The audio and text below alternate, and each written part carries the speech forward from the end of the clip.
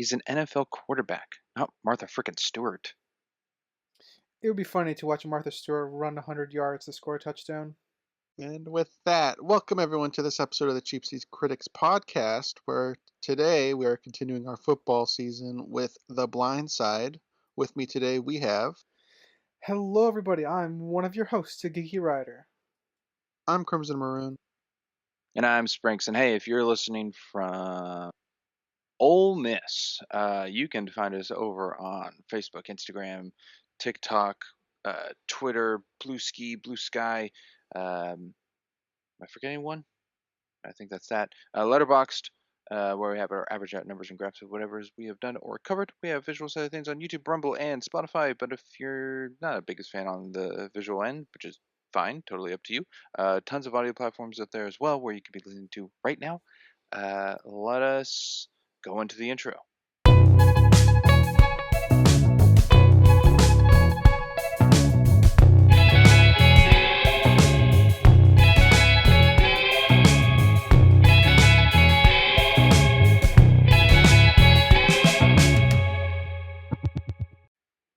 And back from the intro. Okay.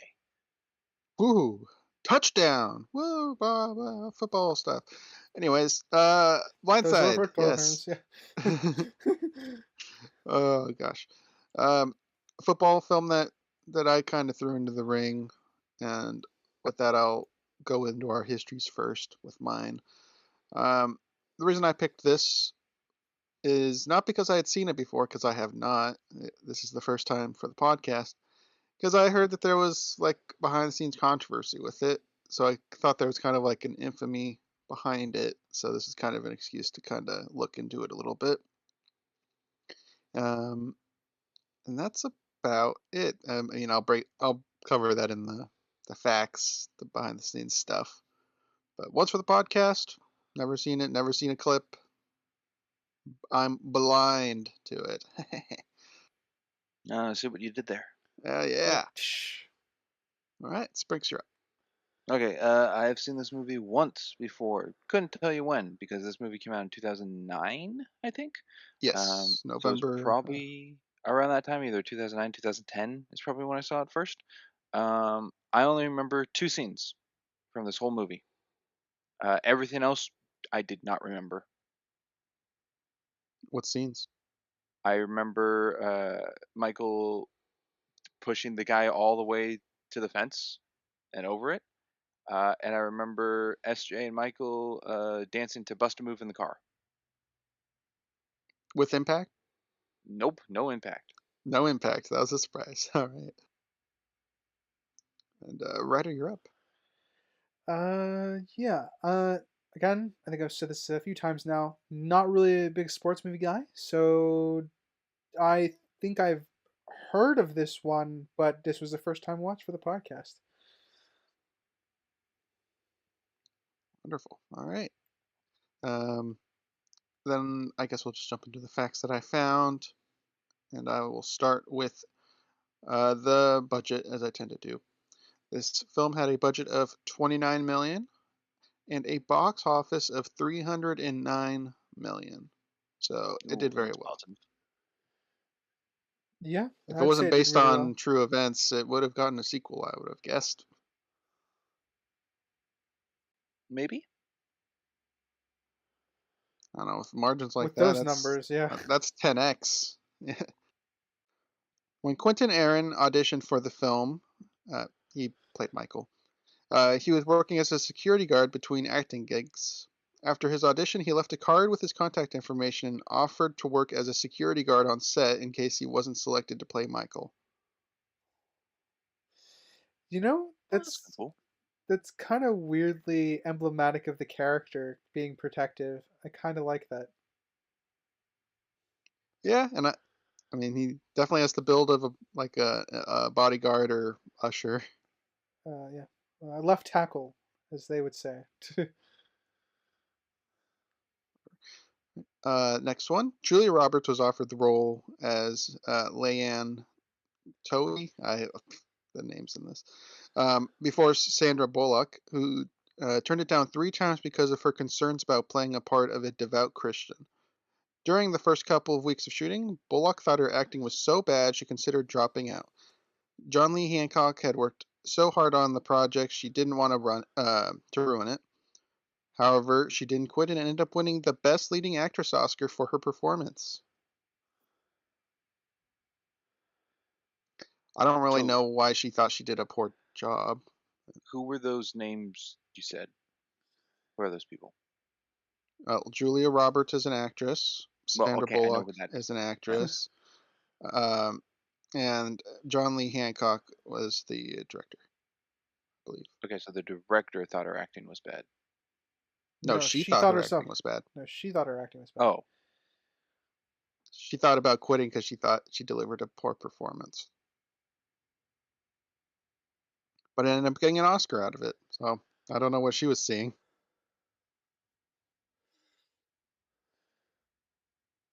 maybe it was the accent. Michael, maybe. I mean, I thought it was a good accent, but maybe she felt like it was goofy. Michael Oher was an experienced football player when he enrolled at Briarcrest. He developed into a premier left tackle and was heavily recruited by top schools in the Southeast Eastern Conference. Um,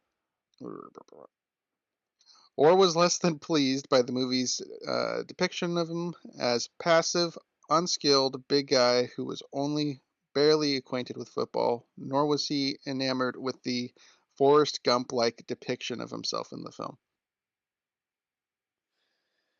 I can imagine why that would bother him. Yeah. Yeah.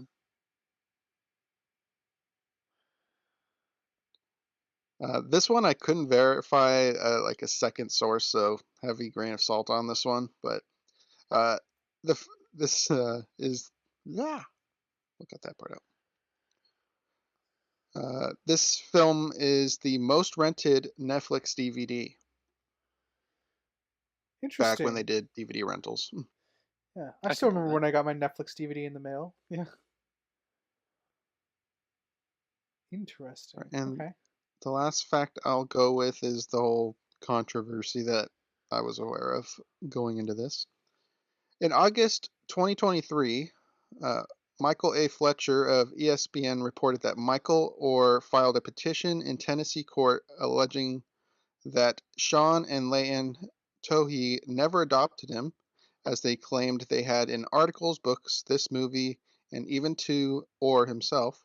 Rather, Orr says that the Toheys tricked him into agreeing into a conservatorship and signed away his rights to his own story. That document gave Sean and Leigh Anne, along with their birth children Collins and SJ, financial stakes in the movie's proceeds that Orr did not share.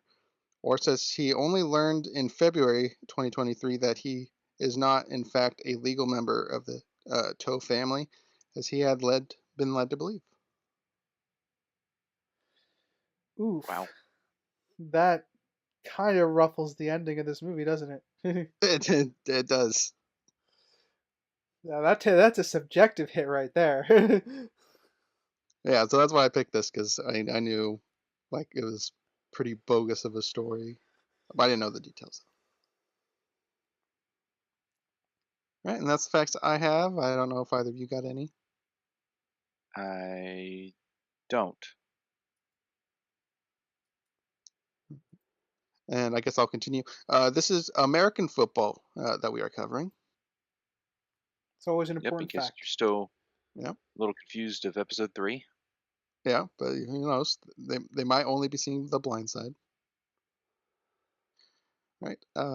Next, we'll go into the coverage. Then we're doing a 3-act structure. Act 1 consisting of the beginning to when they talked about Sean owning 85 restaurants.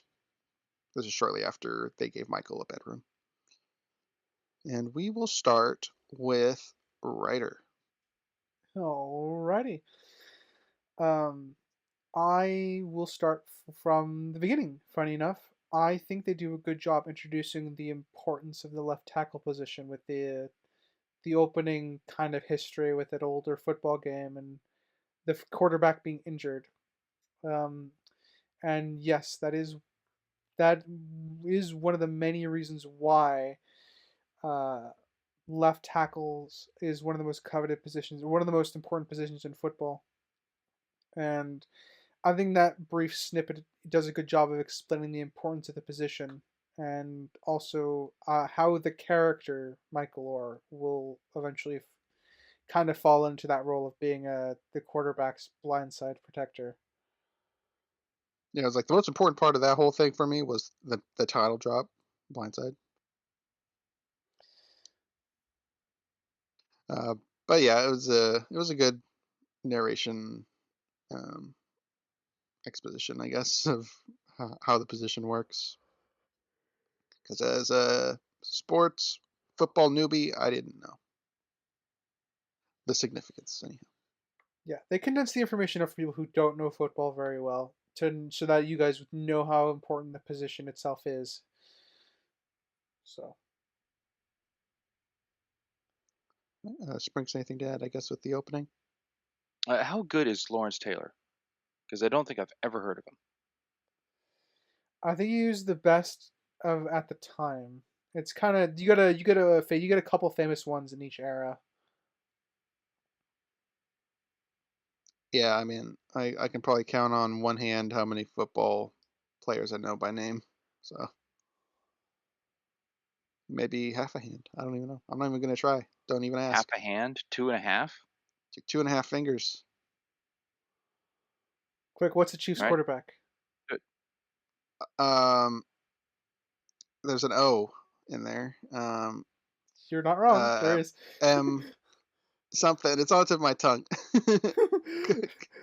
I I Oh, asked because that's I know embarrassing. I know Mahomes. that's It's the team. something Mahomes. There you go. Yeah, you got it. Yeah. I'll just go with Mahomes because it's safe. All right, there we go.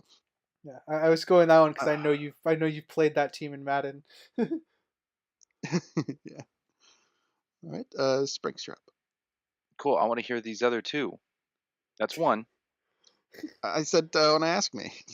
Oh, I'm asking you. Fine. Peyton Manning. Boom. Okay. Easy. And then, um, it's pretty boy Patriot guy. I'm blanking on his name.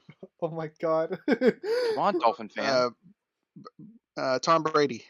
There you Th- go. Yeah. There you go. I'm really surprised you didn't say Michael Oher. Michael Oher. He got you there, buddy. Yeah, well. Yeah. That's two and a half names. The half name you're missing is Patrick Mahomes. Well, there you go. For the There you go. one. He got your three. All right. Springstrap. At the very beginning, when the car's going through like the opening credits, don't know why it would slow down in front of a lemonade stand to not pull over or say anything to the people running it, rather than just continually driving where it's going. Yeah, I did find that odd, and I thought it was just they just rounded the corner awkwardly, but yeah, that was a little No, the weird. car slowed down. It was rude. They were admiring the gumption of the kids to go out and make money. Ah, I don't know. It was a little weird. And I guess on just the beginning, I don't know why my mind clicked on it, but it's just seeing like opening credits. It's just a dying thing. I don't feel like it's in that many movies anymore. no. Yeah. So I No, guess that certainly kind fair of enough. somewhat dates the film a little bit. I don't know when that kind of dropped Well, off, actually. well, back in the day, it was opening credits were the big thing. Like you, just like the whole end credits were at the beginning of the movie, and then you had the overlay opening credits to the movie of like scenes actually depicted rather than just kind of black screen or art. Um, and then I feel like when the late 90s 2000s rolled around, it was more so genre stuck. So like family drama, rom-com kind of movie. You wouldn't really see it in like an action film, I don't think, or a sci-fi in that time. So it kind of stuck to a genre feel, and then it's fizzled out, I think. Yeah, it's not in every movie now, like it kind of was.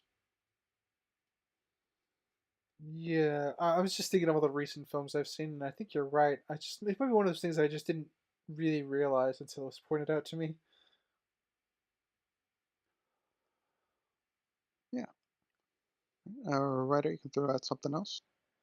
Alrighty, I quite like the. It's not. Is it Michael Oher's dad that wants to get him into the school, or is it his like No, that's caretaker? Big Tony. Like a foster father. Yeah. Yeah, Okay. it's Okay. Steven's dad. Yeah. Okay. Uh, and then yeah, that's what I thought it was. Just wanted to make sure. Um, but I like that one of the ways he convinces the coach to let him play is the coach just looks outside and sees this giant dude under a basketball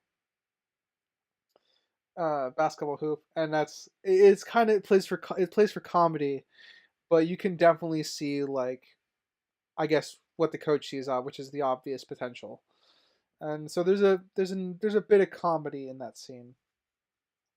And Oh, then I got the comedy of it yeah. because I And found I it funny that, well, Michael is completely destroying Steven by dunking every single hoop. But I find it funny that they turn to look at the window, and then I didn't count it, but how many like baskets Michael's making? I think it's like 7 to 9, maybe even 10, like in a row. And then they turn around and continue the conversation. So they were just watching the two of them play for that whole time. That is amusing to think about. Utter silence, just watching. Yeah, the way that's stunned edited. silence.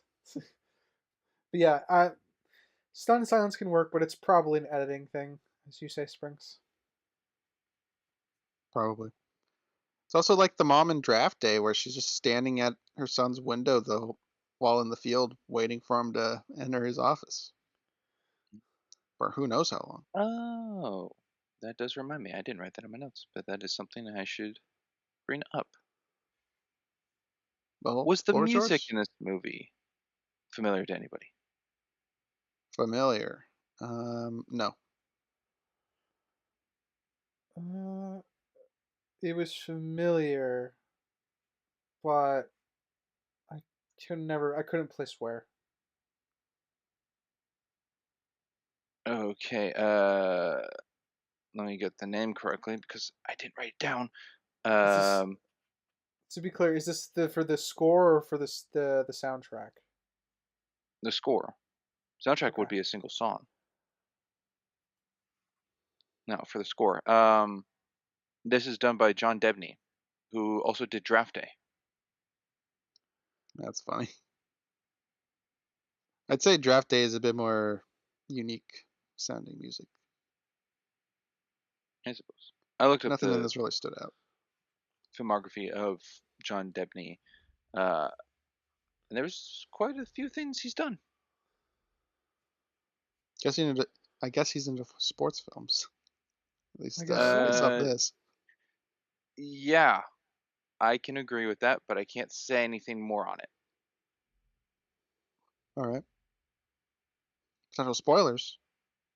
Maybe.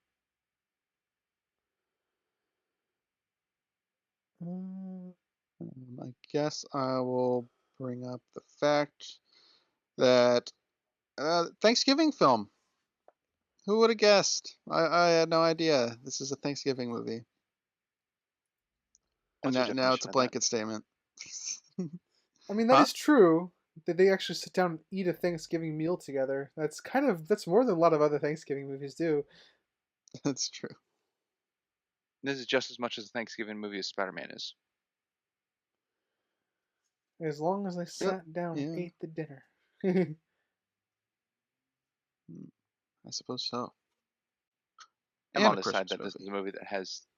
I'm on the side that this is a movie that has Thanksgiving in it. It's not a Thanksgiving movie. Uh, Same. I'm just yanking chains here. It is a Yeah. movie with Thanksgiving, a movie with You, Christmas. you yanking Dude, chains. I know. I'm never a chain yanker. Put that on a hat. I'm more of a pole roper. Blah, blah, blah, pole roper. You're a Rope pole roper. puller. You're not saving yourself here, Crimson. I'm already coming Oh up I with all the don't no. know euphemisms I want anymore. to put on a shirt. You heard it here, audience. uh, You heard it here, everybody. right, Crimson's a chain right, yanker. right, Ryder, you're up. As a pole roper. All right. Rope puller. I will jump to I think the boardroom. I do. Because the Christian like faith thing is a heavy undertone for the film. I very much like the fact that that is brought up during the board meeting where they're thinking about accepting Michael into the school. Um, because obviously the coach wants him for obviously sports reasons, but he still argues with them correctly. Like, this is still the right thing to do. That we should let him attend school because everyone else rejected him. That sort of thing. And that will feed into later, like once the teachers realize he needs to be taught a specific way, and that he is listening, even if it's not like his favorite subject. Those all kind of interweave together, which I think is kind of a nice background subplot throughout the film that kind of starts here in the boardroom. Um, did the coach believe in the whole like Christian statement, or was he just using that against them? Because I think that's brought up later with I could say Leigh Anne. in that moment in time, both. It is both. I would say it's definitely both because he does come back later. Like one, his sports reason is one of the main reasons he pushed so hard for him to get into the school. But I still think there's that part of him that's still Christian. So I think that it is both during this scene. Okay. I'll bring up a subjective want out of this film, and that's a bit more of the team. You know, it's a football movie. It's all about Michael, of course, but his team doesn't really exist. It's just Coach and Michael. There's nobody else. So it would be nice to see a little bit more. But also the game aspect of this is hardly in the movie anyway. So you get like one game and then a couple sprinkled seconds throughout. That's a good point to make. What about this movie gives it that edge over the line to define it as being a football movie? I mean, it's all focused on him getting into football. Not the Well, first not 50 all, minutes of but this movie, it's mostly. not. Well, he has to get his grades up in order to 50, get into huh? football. So I do Yeah, think that still counts. It's just not like focused. It's a character movie, not necessarily a sports movie. It's a character movie that happens to have football in it. Is kind of how I would define this. Yes. So More it's so still than Forrest Gump. uh yeah, I would say the involvement of football here is more relevant to this story than it is in Forrest Gump to Forrest Gump. But I would still say it is a character movie with football in it, which is not a bad thing because I do think it's focusing on a quote unquote character of from the football film. Sprinks, with your 50-minute claim, what one is that? What is that? Is That that to when the game me, starts, or no, what that's is this to set? when was it 50 minutes? I I think I think that's wrote when down my the notes these are the actually. first time he's on the Sorry, football I'm field. jumping. Yeah, I think that's when he's first on the football field, like practicing. 50 minutes sounds about right. 51 minutes. Yeah, at 51-minute mark is when he's on the field in his jersey carrying the like sandbags. Yeah, so his first appearance on the field. Yes. Prior to that, I saw the sports thing as a conversation brought up because of the basketball scene earlier, where it's like he just needs to get his grades up. But it's not the main focus of everyone pushing him to do that for sports. It's just like, oh yeah, get better in school, and he'll do better in his curriculars, and he's not dumb. He's a smart person, which is weird. Like I feel like that teacher was kind of like a mentor helping Michael, and then is completely gone because of Leigh Anne, and comes back for a little bit at the end. But it doesn't seem like sports is like the main goal, the main push, and even that's brought up to Michael. It's like, do you even want to play football? But it doesn't seem like the family's like very focused. Like, oh, you got to make sure you get this up so you can get sports or do sports. It's just more about Michael's education. But once he's met that, then Sean brings up, oh, you're now at the point where you could play a sport.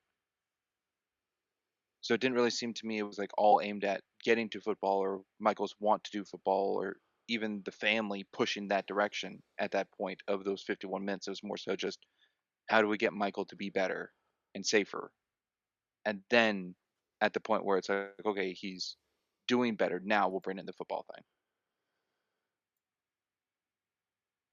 I mean, us as an audience already know it's getting tailored to football just through the coach, because that was the whole pitch of him even getting into the school is to play football. Whether or not he was aware of that or not, that was the whole premise of him getting to the school was because coach wanted him to play football. I I see that as kind of like a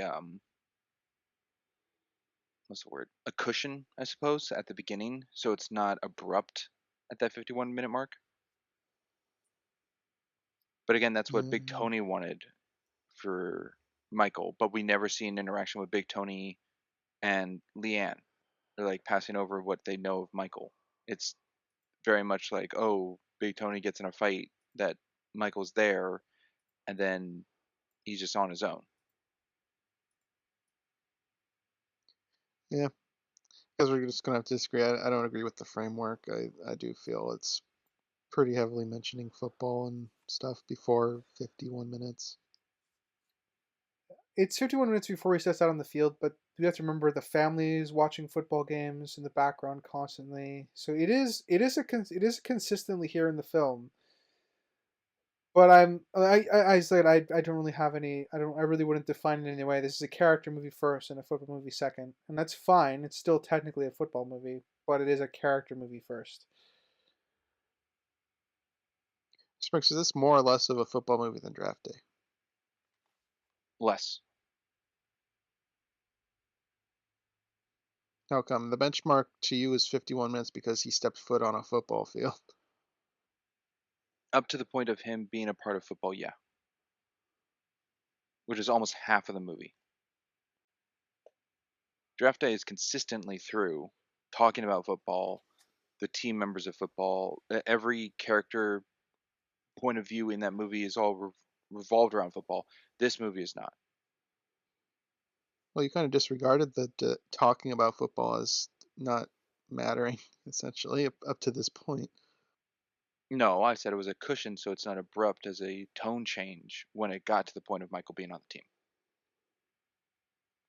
It wasn't like Sean's like, "Oh, your scores are high enough for football," and then jump cut there. I think the cushion of the beginning of Big Tony wanting Michael to go in for sports with the coach is a good starting block, and then the Thanksgiving scene where they're watching football, and then Leigh Anne turns it off, showing that Michael is more important than football. But it didn't seem like integrating Michael into okay, let's do this kind of thing for the football. And again, that could be the movie's depiction of the real events, but I'm going off of what the movie is. I just see like background's very much the background and not the focus of what Michael's going for, or what even the family's pushing him for. I will agree football's not like the main focus of the film, but it's still very prevalent throughout the film. Does that I guess would that make sense? I guess at its core, I guess all of us, is this a football movie? I guess going down the line, so, Ryder. I mean, I'm not going to change my answer. It is a character movie first, but it is heavily incorporating football. Okay, that's still kind of circumvents the question, but yeah, I'd say Well, it's a football movie. I mean, that went with my initial question pitched, which was what edges this over the line to be then considered a football movie? Because I And think I guess Draft it's based Day, off your definition. pretty easy, yes. Remember the Titans, pretty darn easy, yes. This one's a little iffy. Well, it's iffy to you, so I guess what is your definition? I don't. What Well, I feel like over half the movie should be representative football. And I suppose this does hit that, but I think I'm agreeing with you, writer, that it's not a movie about football. It's a movie about Michael, and Michael is a player for football at a point in his life. So on the definition of like why this is in this season, obviously, as I do think football is important enough in the film, I guess. If Crimson hadn't picked this, for example, I can see why someone would pick this for our coverage this season because it is a football movie. It just happens to be character focused before football. This to me is far more a football movie than um, what was it called? Forrest Gump. No, no, no, no, no. The other one we covered that I didn't think matched. Was this for the baseball season? Field in or- England. Oh, This to me is far more a being a horror football film. movie than a Field of England being a horror film. I see. I agree with that. Yeah, I'd agree with that. Field in England is very, very abstract. So I didn't want. I'm not saying I'm questioning why Crimson chose this movie for the season. I get that, and that's not what I'm going for. I'm just this movie is different than the previous two we've covered. But what gives it that edge to then be classified that as a football film? More so than Forrest Gump. Forrest Gump, I don't say is a football movie. No, it's not the focus of the film, really, at all. I would say From what I remember, I'll have an asterisk because I don't fully remember Forrest Gump. yeah. I mean, I think it is in this film enough to be okay calling it a football movie, but like I said, I have my clearly delineated line. Like it is a movie that heavily incorporates football because it is important to Michael Oher's character. But the film is ultimately about Michael Oher, and that selection of things that make up Michael Oher's character happens to include football, which is what makes it important to the film. Yes, but by that as being the secondary, you still have it as a football movie and not a film that has football in it. Much like the example with Thanksgiving. It's a movie that has Thanksgiving in it, but it's not a Thanksgiving movie. Yeah. I would say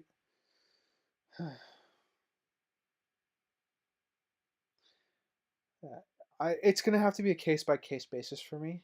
If we're gonna get down to real brass tacks as to what makes a football movie compared to what Well, a movie that happens to include football in it. It's kind not of not just football, any example, anything yeah. for that matter. What makes something defined to the individual as such, or I guess the mass popularity of that to be defined as what is being classified as? Yeah, and to make sure I understand your broad stroke here, Springs, I'm gonna use an example, which is like what defines something as a superhero film? Like, does it need to have like Spider-Man in it, or is it something? Can it be something like the Joker? Does it something like that? That's kind of where you're leaning with the broad question, right? Is like what defines this as a football movie? Yes. Like I have not seen Man of Steel in a very long time, but like what point of Man of Steel does it get up to Superman actually being Superman and not it just being like a sci-fi movie? Like when does the superhero movie start? Like if that Hmm. I don't know if that's a great example, but it's That's just like I remember a lot of it like being like Krypton and then little Clark Kent and his dad being like, no, don't do this. Like up to one point does Superman actually appear in the movie for it to be a superhero movie? uh, yeah, it's an interesting question. I won't answer that one because in case we cover Man of Steel, but uh, Yeah, I would it was just say an example that came to mind. yeah, no worries. Hmm. That's a tough one, I think, because genres can be very finicky depending on the audience member. I would say if we're gonna give it a very, very base definition, I think, like if we're gonna give it an objective definition for the podcast, I think it would have to be for us. It would have to be something like over half the movie is about whatever genre you're picking. I would say. So, for example, for it to be a I superhero think that movie, helps. over this is just the basis for the podcast, and I'm gonna say this because I needed to specify because obviously the genres can be very specific to an individual sometimes. You could be watching a very serious movie, but someone could interpret it as a comedy. You know what I'm saying? So Yeah. Do I you would know say, the Surf Dracula surf reference thing or uh, example? no. No. Okay, so like back, this is more so like television. Back in the day, if a show was called Surf Dracula, I think that was the example of what it was called. Every episode would have like Dracula surfing kind of thing. It's like, oh, this is what the show's called. This is what it would have. In today's standards, Surf Dracula would be 8 episodes of a series, and the last episode would have Dracula seeing a surfboard, and he'd be like, I don't want to do surfing, not interested, who cares? Until the very end, where he goes, I'm going to give it a try. Those first like 7 episodes is not about Surf Dracula. It's not surfing. Yeah, it's all It is building about the getting to that character point. to, yeah, Yeah. it's all building to the character at that point. Yeah. But then it goes, okay, is that season Surf Dracula? Does that make sense? And people are like, oh yeah, that would make, it's going up there, but you never see him surf in the season. It's something like this. Like you have all this build up to here. What hits the definition to be defined as football movie or superhero movie or what have you? Yeah.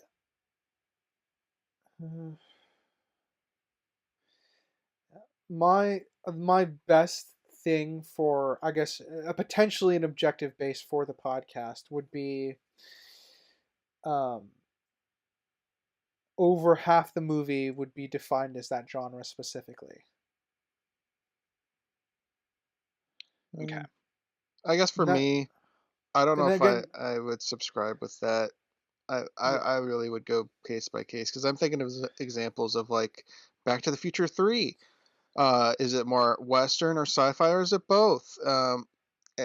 Realistically, it's both. But right in this film, it's a biopic and it's a sports film. yeah, I don't see why we need a hard line in this example of 51 minutes is when he touches a field. Now it's a football movie. I don't see it like that. yeah. I'm I mean, saying even that, the opening narration is her talking about the Taylor guy. It's like, well, because of that, my life changed, and for Michael's or something along those lines. So that's the whole basis of the story is football caused this chain reaction. So it would have to be case by case for me. yeah. I mean, that's what I would prefer to be as well. But we may as well discuss, like, do we want to have that for the podcast? Because even if we add the objective base, right, Crimson, like I said, it has to reach a certain threshold to be considered a superhero film. At what point, there could be there we could obviously dismiss that personally, right? But we would say just for the podcast, this would be objectively, like for me, I would still consider this a character movie first. So if I could only give one answer, is this a football movie? I would say no, it's a character movie. Football is incorporated heavily, but that's you know my personal interpretation of it. But it would still technically qualify as a football movie because over half of it would fall under the genre description.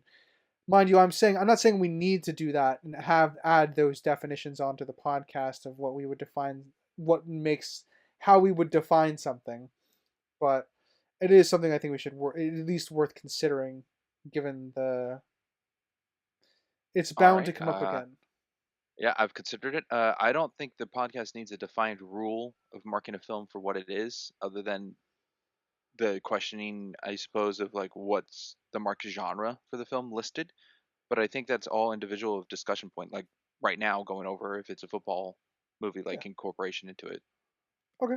Yeah, works for me. I think we're all on the same page with that then, personally. Yeah. And Crimson, I didn't mean by the 51-minute defining it as not a football movie prior. It's just it is a tone shift difference of the movie, feeling like definitely the first 51 is a character focused movie, and then afterwards it does go into heavy handed football. Mm. Yeah. One of the ways I look at it, at least with regards to the whole, whether it's a football movie, is that because he's a very, very famous left tackle position, the blind side is the nickname for the left tackle position because when you have your quarterback throwing the ball, um, and they're right-handed, that means their back is often to their left, which means they can't see who's coming up behind them on their blind side. That's why the left tackle position is super important. And a lot of the instincts that are important for Michael to develop as a future left tackle are covered in those first 51 minutes, like, being protective of SD. He really, like being very protective and having those protective instincts, and the referencing of the protective instincts within, like, he scored very high on that. I don't understand that, but it's the fact that he scored very high, and they're setting up that he is the perfect candidate for that position, obviously, not just physically but also mentally. Um, so yeah, He scored a 98%. on protective instincts. Yeah, on protective instincts. I don't remember ever taking a test like that in 8th grade, but what do Nor I do know? I, to be It honest may, with you, but maybe it wasn't so much like 1-to-1 of the test, but it's like answers given, and this is the calculation that teachers and graders would see. Yeah, I mean, That that's answer would not be given to the possible. student. No, it would not. All right. Well, that was a long branching topic from my initial points. So let's go with the Sprinks point. Oh, I thought that was mine to classifying the football thing, but Was uh, it? it was I yes, it well, was Springs. It was a combination, and we all had a but I will lot to say I say. Oh, never really give I my thought it answer. branched off mine. You know, Okay, yeah, give I your answer. do I do have this as a football movie, not a movie that has football in it. Okay. With that, I guess go ahead just to maintain consistency of what I said. Okay. Why'd Michael attend the volleyball game? To get the food post game. Yeah, I He's on do his think own now. He has nobody giving him any food anymore. He's homeless. So going to a game where you can pick up trash, that's how I'm reading it. Okay. Plus, it kind of seems like he lives in the gym, or at least wants to live in the gym because it's warm. He'd already be there. Okay, that lines up. I yeah. was just, I guess, at the point I was questioning, like, why wasn't he with Steven? Like, I guess he got kicked out at that point, but Well, it I think wasn't really defined until later. he might have voluntarily left, because we see him listening into the argument. It's not really clear whether he voluntarily left or he got kicked out, but I think the end result was the same. So he just left to. Yeah, I I think didn't. he I voluntarily saw it left, but more as a that's my kicked out personal read because of it. he didn't go look for his mom, which seemed to be the instance every time he ran. True. Maybe. Stuck around at the school. Writer. Let's see. I will jump to, I guess, the position where he's kind of walking through the park, which is kind of our first real introduction to SD. That's I just haven't written in my notes as SD. Um, where Big Mike is scaring kids unintentionally just due to his size, which makes sense. I think that would be a lot of parents would be uncomfortable with that sight, and that kind of feeds into the opinions that uh, Anne deals with from her other rich friends.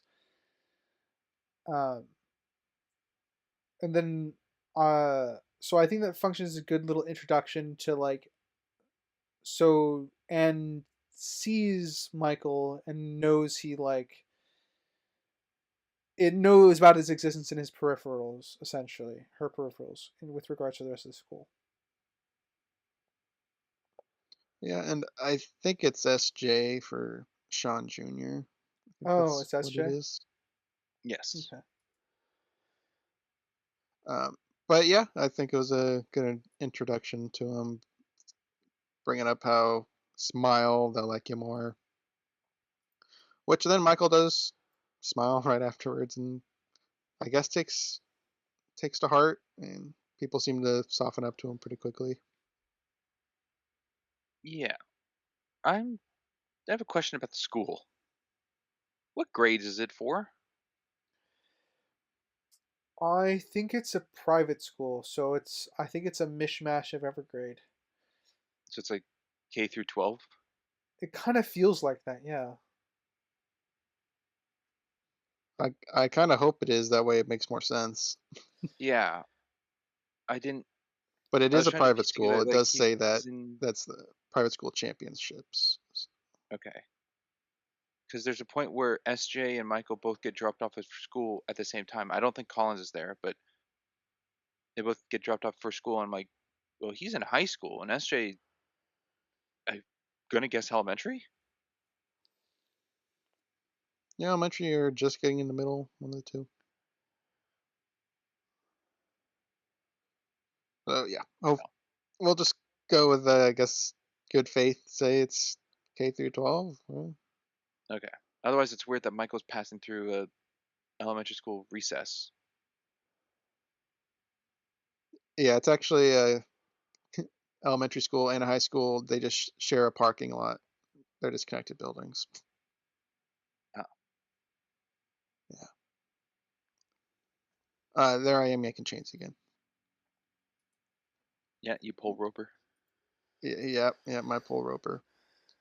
Yikes. That's probably going to stick around for a little bit. Yep. Sprinks are up. Um, let's see.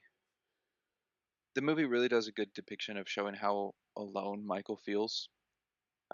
Even when he's at this school and I forget who, but the man in the suit comes and explains like his dad passed away, and just not really getting full emotion from Michael, but knowing how it's affecting him, just like more and more alone, and then going to the laundromat by himself because it's like a tranquil piece of place or of peace for him.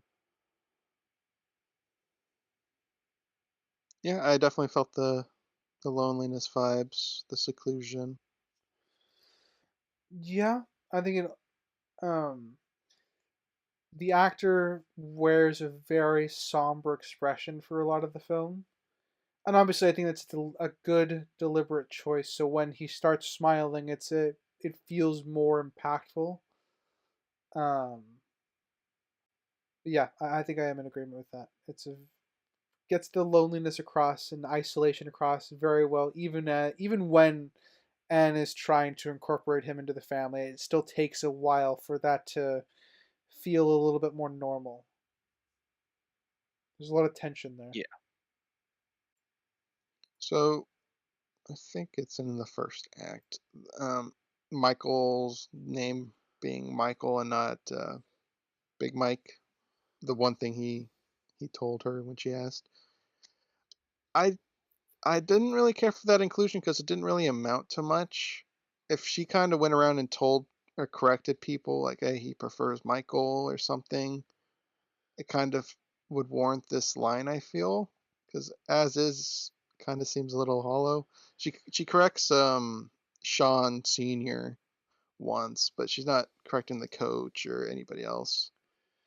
If she went around correcting people every now and again, I think that would be pretty good. So like, correcting the coach, correcting the teacher. So like make it a consistent thing with her that she's standing up for what he wants to go by, like his real name.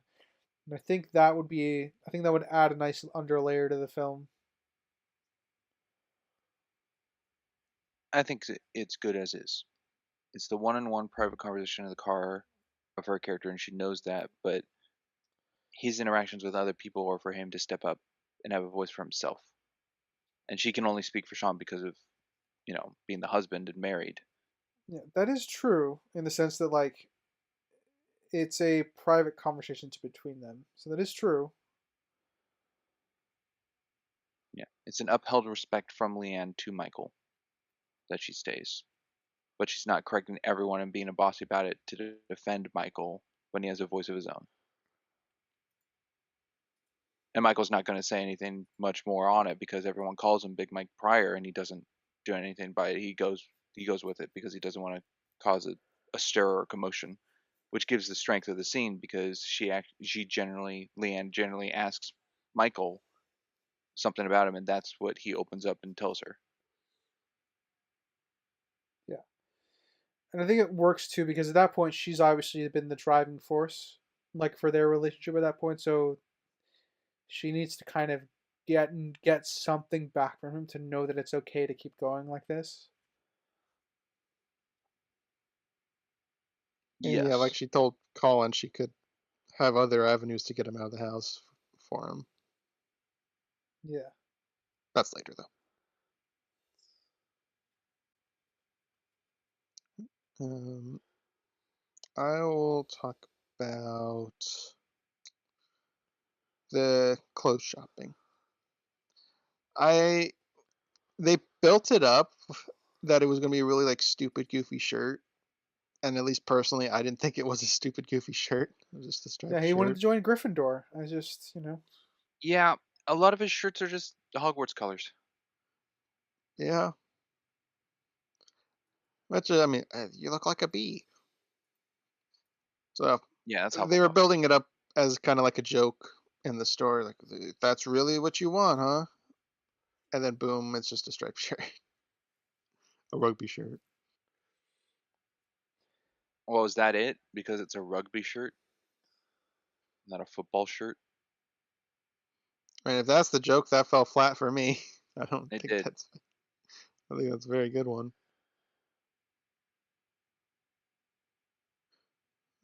Spricks. Uh, well, a little off of that.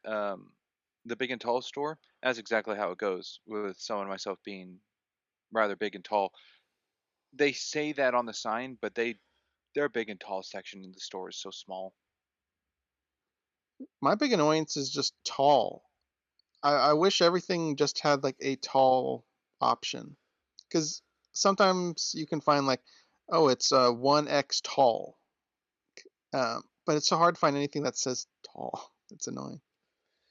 Yeah, yeah, everything comes in like basic sizes, but you could be like a large size for your waist or whatever, but you then, you need a taller, longer shirt because you're more lanky. So it's still clothes shopping is awful. I hate it. One of the worst things to do on the planet. Like like I dress one size over for the length, but then it makes me look all baggy because the yeah. shirt's too wide for me. They shape clothes as circles. Like, are you a bigger circle or smaller circle? They don't build them like ovals. Clothes shopping is like onions. Shrek. Sorry. Yeah, I know. It's just kind of going off of what Spring said. I don't know why my brain just went there. Um, but yeah, no, I'm in agreement with that. I would say this personally. I wear generic standard sizes for shirts, but everything else, like a jacket or an overcoat or everything else, I always go with a size bigger. And don't get me started on the shoes. I'm sure Sprinks knows that as I don't want to well. Oh talk about shoe God, shopping. even I don't want to get into that one. Shoe shopping has been a fucking pain in the ass. Once you're past 12, then it gets harder to find shoes. How it was brought up in the movie how Leigh Anne says like, oh, the store makes the clothes look the best. If you love it here, then you'll like it when you get it. I was curious how because that's not something that really crossed my mind. How do you guys shop? Like, do you do the same thing? It's like, oh, I gotta try it on in the store, or I see it this way, it's gonna be different. You look if it's like 100% cotton, so it shrinks, so you got to go up a size. Like, So for shirts, I'm usually up a size for safety. Um, Most of my shirts are purchased online. Meanwhile, for pants and stuff, I try them on in the store. Yeah, that one I do as a fit. I don't go like a size large or anything. okay, I do. I try on pants. Shirt size has been pretty consistent and haven't really had to change much regarding that. Um, I do try on button ups, but graphic t-shirts I pretty much have down to a T, so I know what to get without really needing to look my size up or try them on. Um, and then yeah, so I guess it's There are some clothes where I can go in and I just like, yeah, I can use this, I can use this. These are in my size, great. And then there are other clothes where I'm like, okay, I need to try this on. So I think it tends to be the more expensive the clothes, the more I tend to want to try them on. Okay, I think that's where I lean myself. Like, if it's a dress shirt and slacks, it's like, okay, I'll go try it on, but I like never try anything on really. I just see it in the size, meets the number match, and I'm like, yeah, I'll take it. And Yeah, 9 out of 10 times works fine. that's kind of where I'm at. If the more expensive this clothes, I just want to try them on. I think jeans are the exception to that because jeans are fucking weird sometimes. Anyway, that's how we shop. Yeah. Anyway, back The to football. shopping section of the Mhm. podcast. Writer. Sure. I will go to a tiny little thing I liked, which is if you couldn't pick it up that Michael is smarter than he seems, is that at the middle of the night in the laundromat he has his school textbook and he starts reading it there. So you already get the hint that he's if he doesn't he recognizes the opportunity at hand, but he's not willing to waste it. But also the fact that like he might be he's smarter than he's already coming across as. That's kind of one of the points of the film. Yeah, I believe it was a biology book. Um, and I mean, it's growth because the like found letter said he's never done homework before, and seeing that shows that he's trying to do it. Yeah. That is good for his character. No. Yeah, he's learning.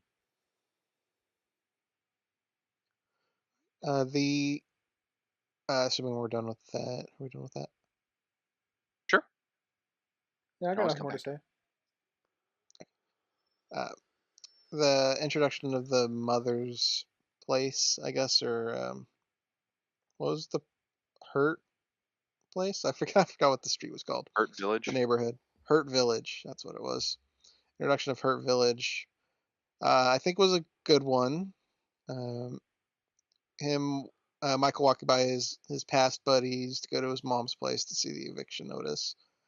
Um, really set the stage, I believe, and just telling Leigh Anne to stay in the car because he knows what's going on here. He knows the risks, especially with her high-end car and everything. And I do appreciate that she actually listened and wasn't just like, "No, I'm coming with you. I know what's going on here." Yeah, she wasn't arrogant. Yeah, because she's a pretty smart character through the film. She usually knows what to say and when. Yeah. Yeah, I think I'd so. say so. I also the introduction to Hurt Village, I also think it really feeds into the contrast as well because at that point we had seen Michael in some of the more upper parts of town. So when we arrived at Hurt Village for the first time, it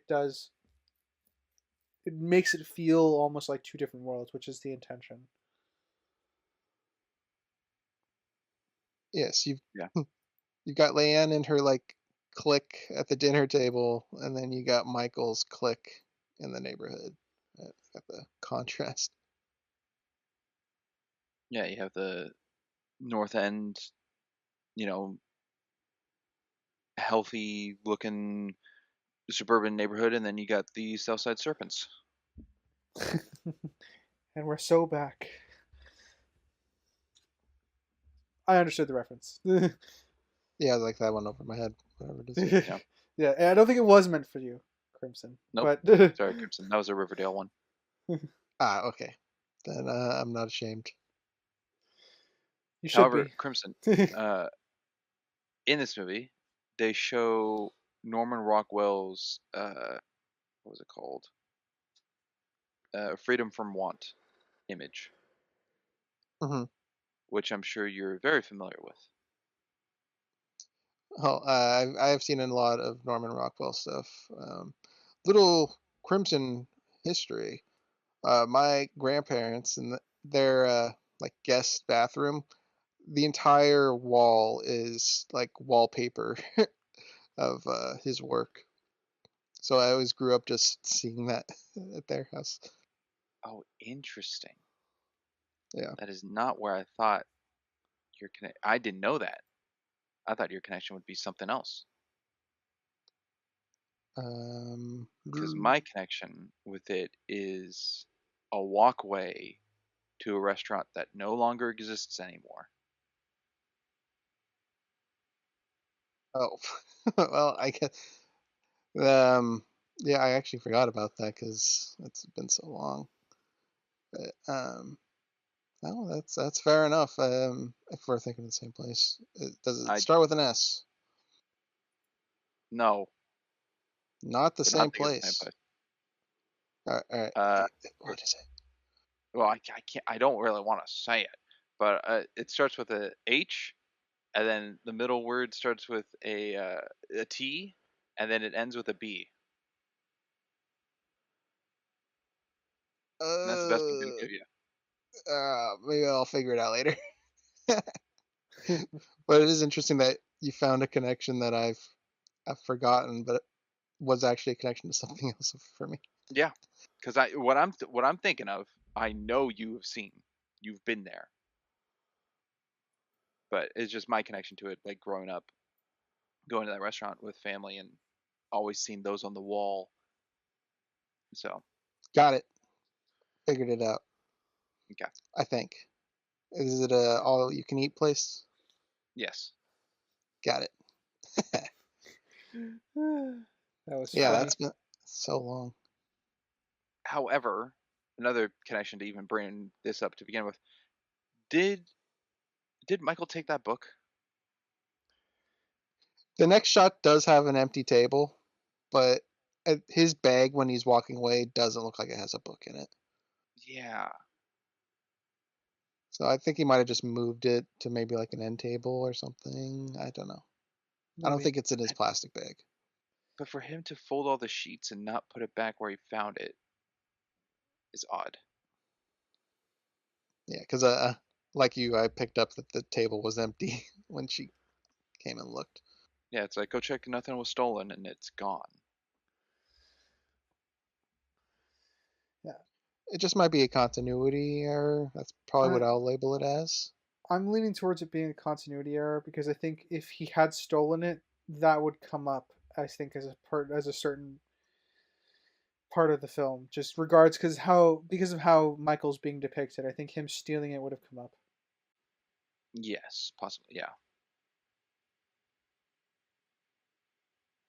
All right. I How's guess Act just 1 looking? might have a few. I've got a couple. Well, I guess one would be in Act Two. So I got one more. I can definitely do. Okay, then Sprinks, you can go. Um, at 24:46, pretty much right before Leigh Anne goes downstairs to see that Michael's left and fold the sheets. When she's upstairs to go downstairs, it's a very unsettling handheld camera shot. Like like it's about to be like a horror movie. It's for the tension. Yeah. It is unnerving, but I think it's the only handheld shot maybe in the whole movie. Are you bringing this up as an observation or a critique?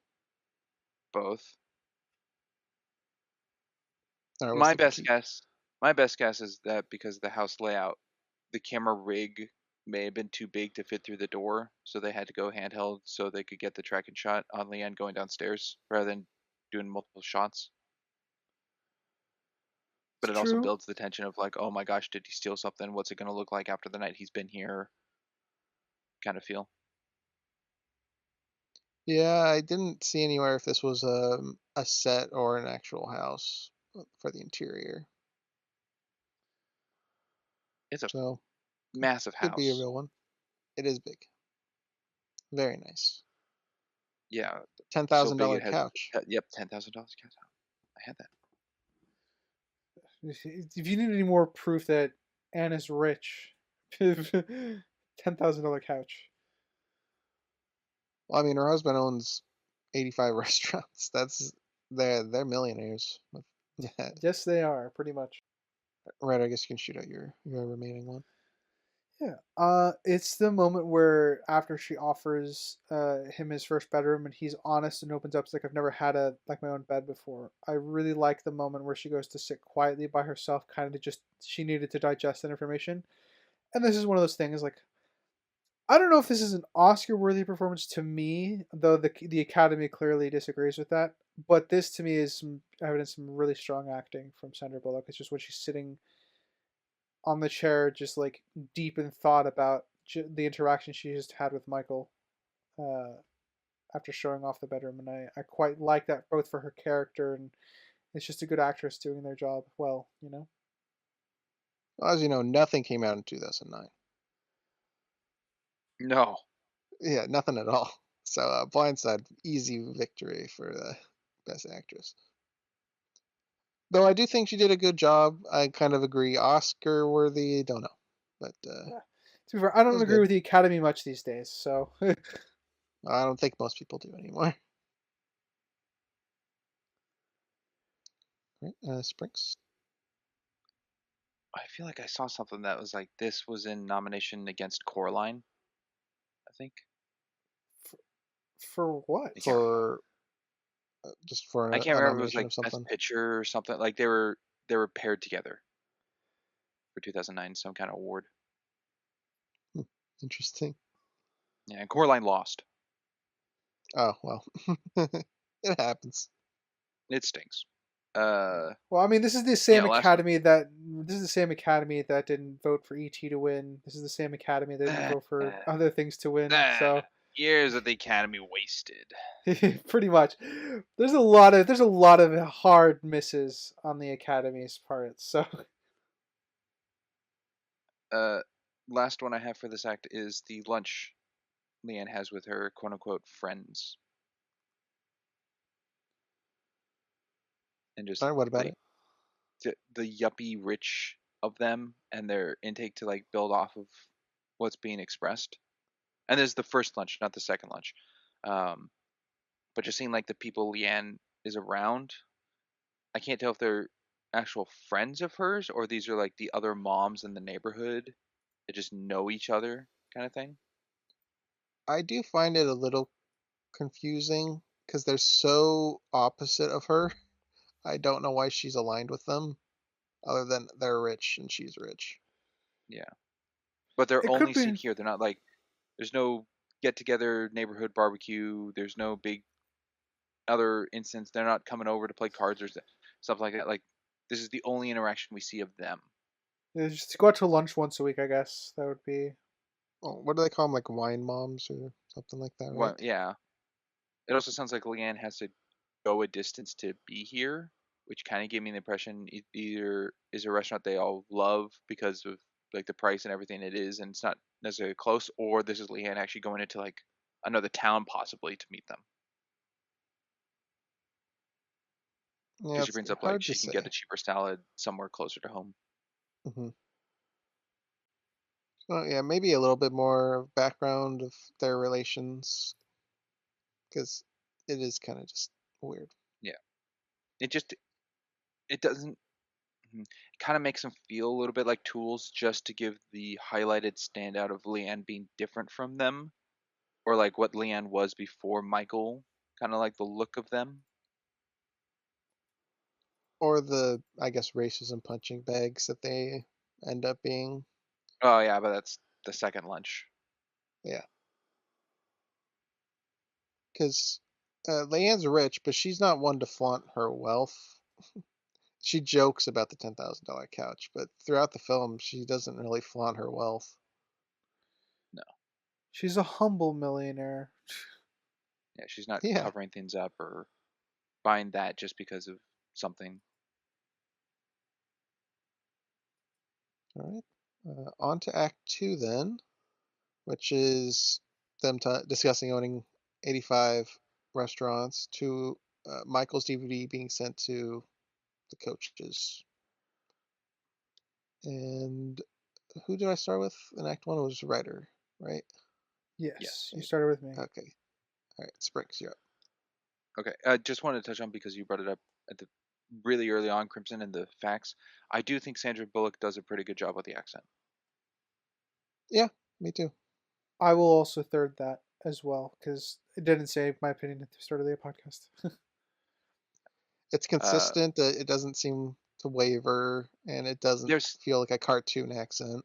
yeah, there is a part at the end. I think when she's a little aggravated.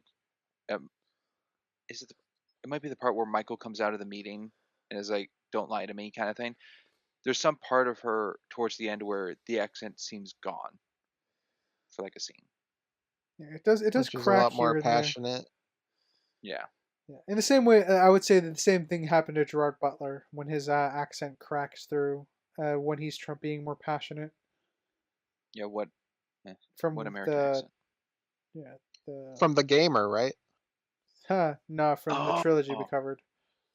Oh, from Greenland, right? no, it's not a trilogy yet. I think he's talking about How to Train Your Dragon. From Law-Abiding Citizen, right? All right, I've listed every Gerard Butler I know.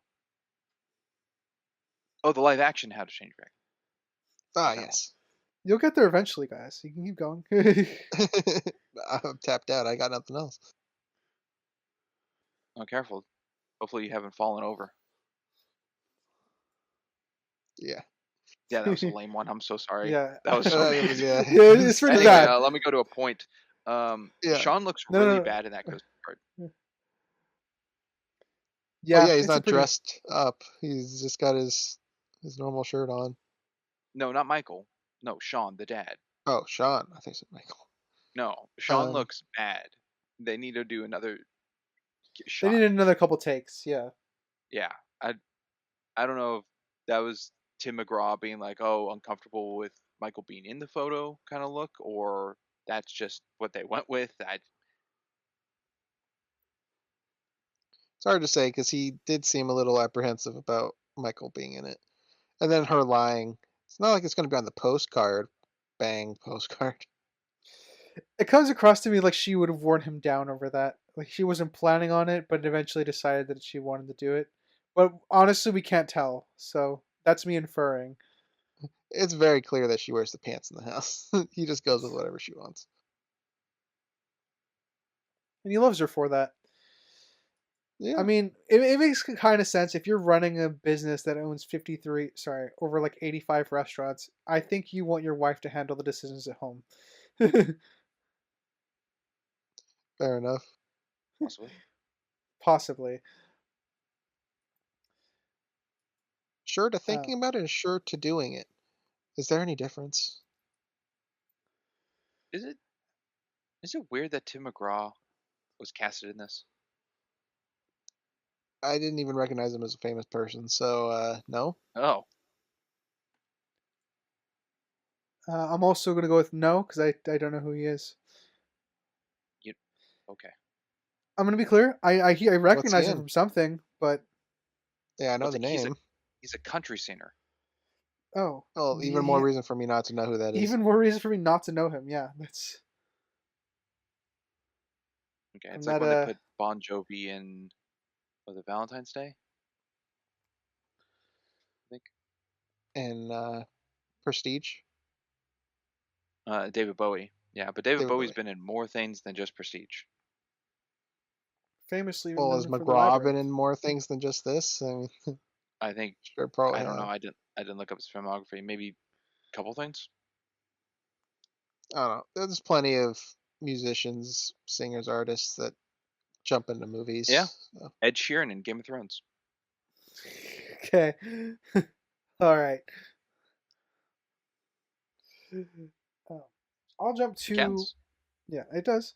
I'll jump to the library scene because she went there to go pick up magazines and stuff like that, and Michael's with her kids like in the fairy tale kids section. Obviously, she learns that Michael never got read to as a kid, but I quite like this scene because even the older one, Collins, is that her name? She just calls her Yeah, Yeah, yeah Collins. interesting yeah name. yeah. It is an interesting It name. is.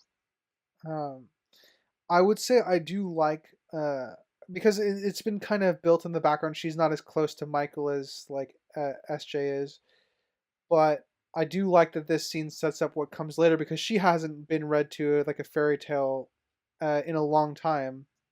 So when Michael's getting his first fairy tale read to him, which Ferdinand the Bull with SJ, I really like the shot where she's kind of outside, like listening in and feeling nostalgic. It's something I quite like. You're adding layers onto the characters a little bit, which I appreciated. Which is set up in the library scene here.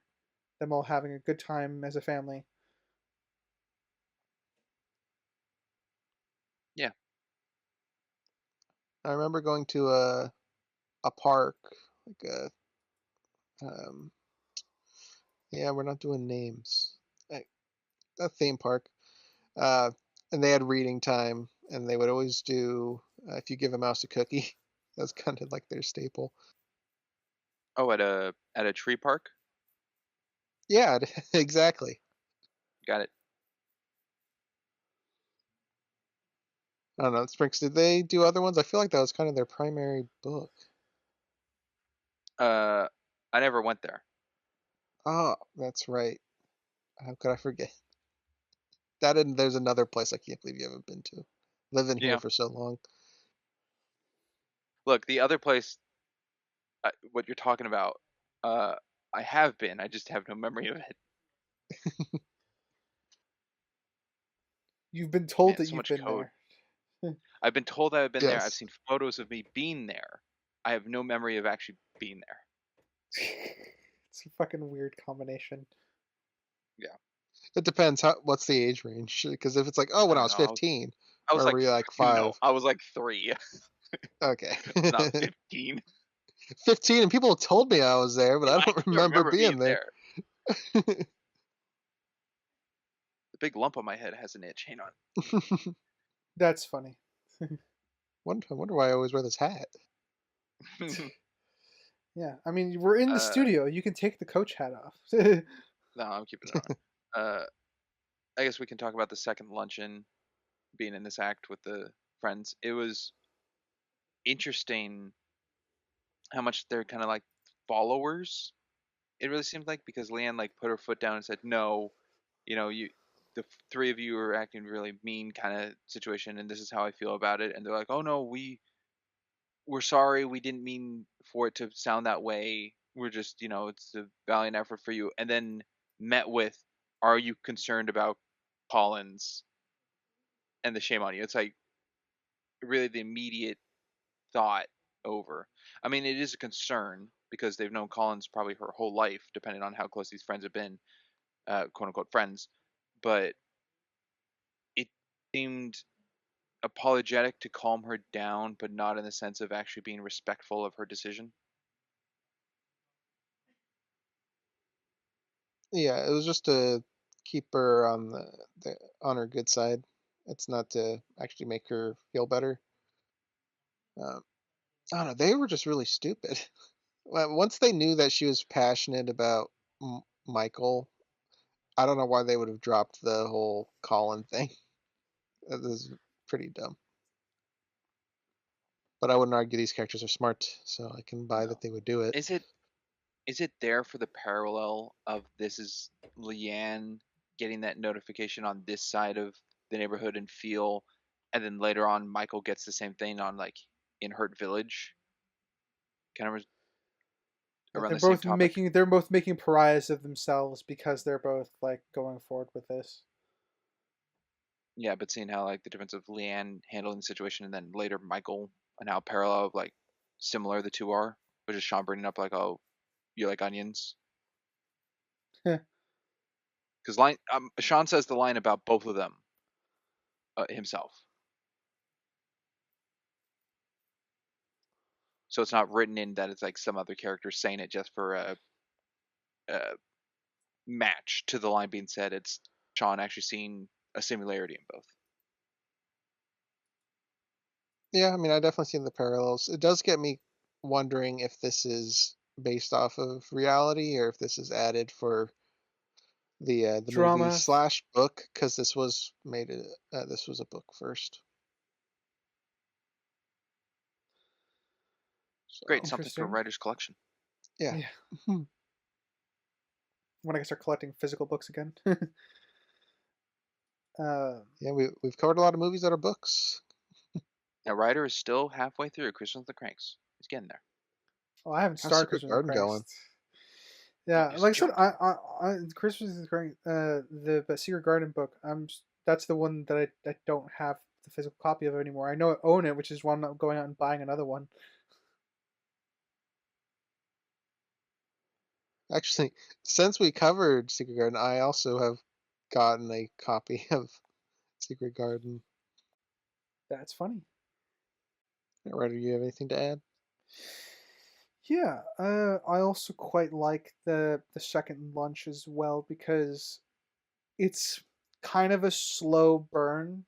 Because now that she's interacting with Michael a lot, she's been to Hurt Village. She's changed, and it's kind of changed in a quiet way. Because I'm gonna cite the scene where she kind of needs to sit alone after being told that Michael never had a bed before. Um,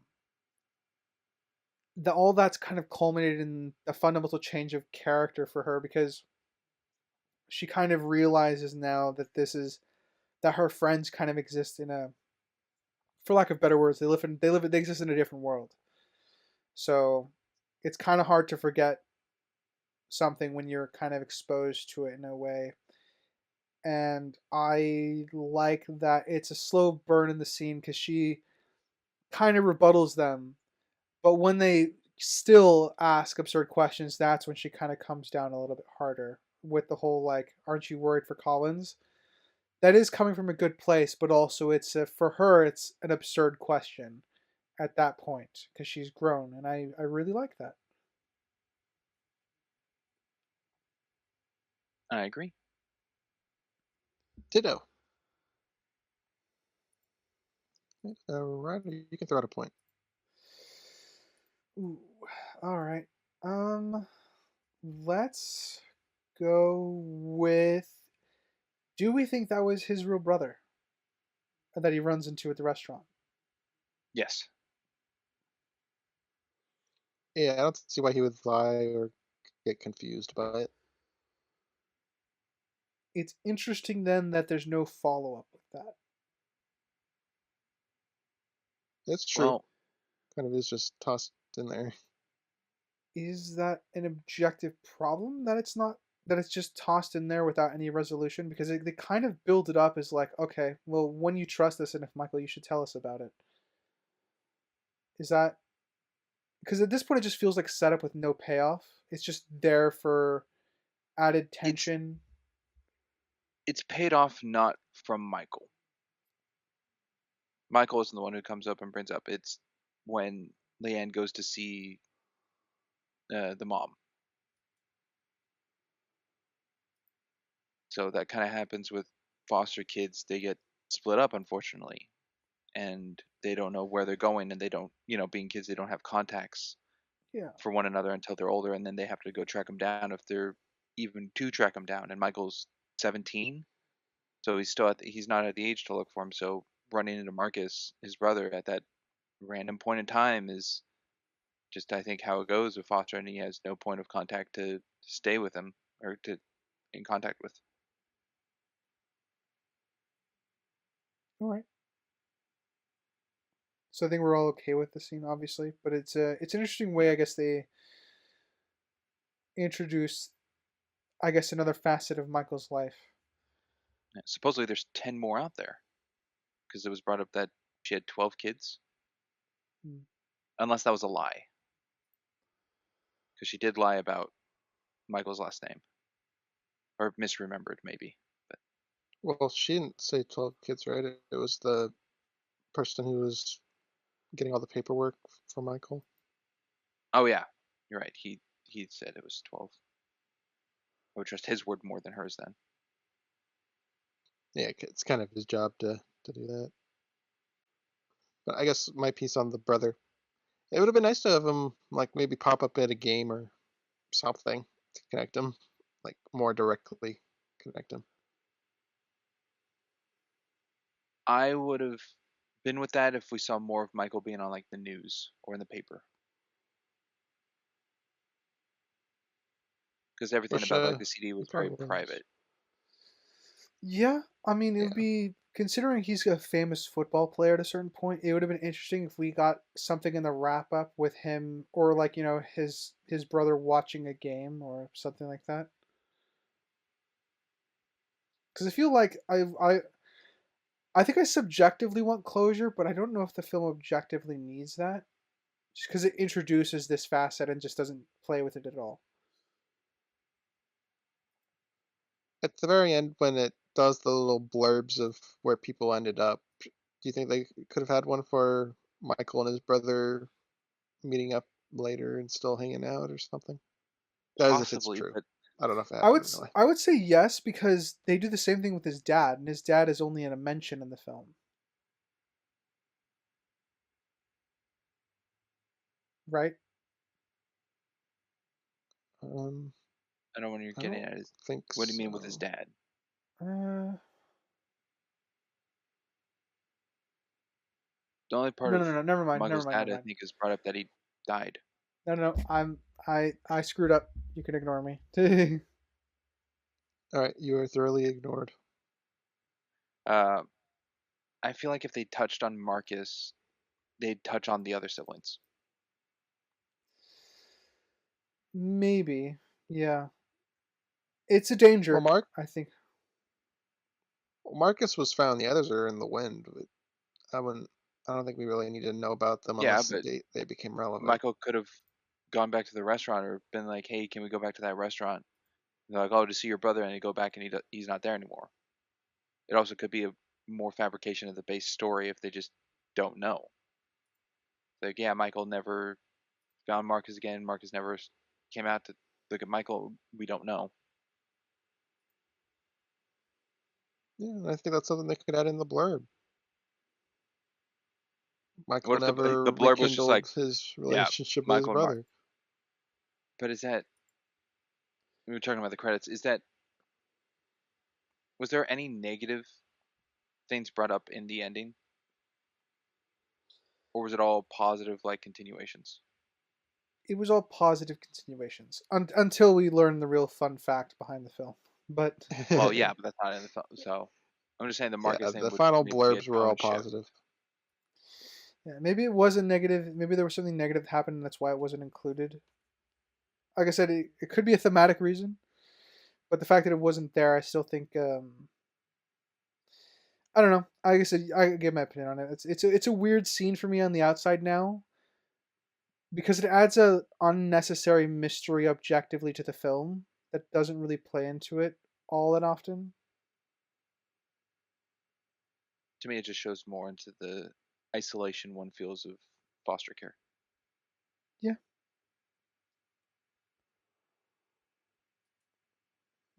And how do you guys feel about Leigh Anne being able to see the accident and them still being there and not at the hospital? If she I got the think phone call and arrived and they were still on scene, not even in an ambulance yet. I Yeah, think that's fine it's because we don't know where her meeting was.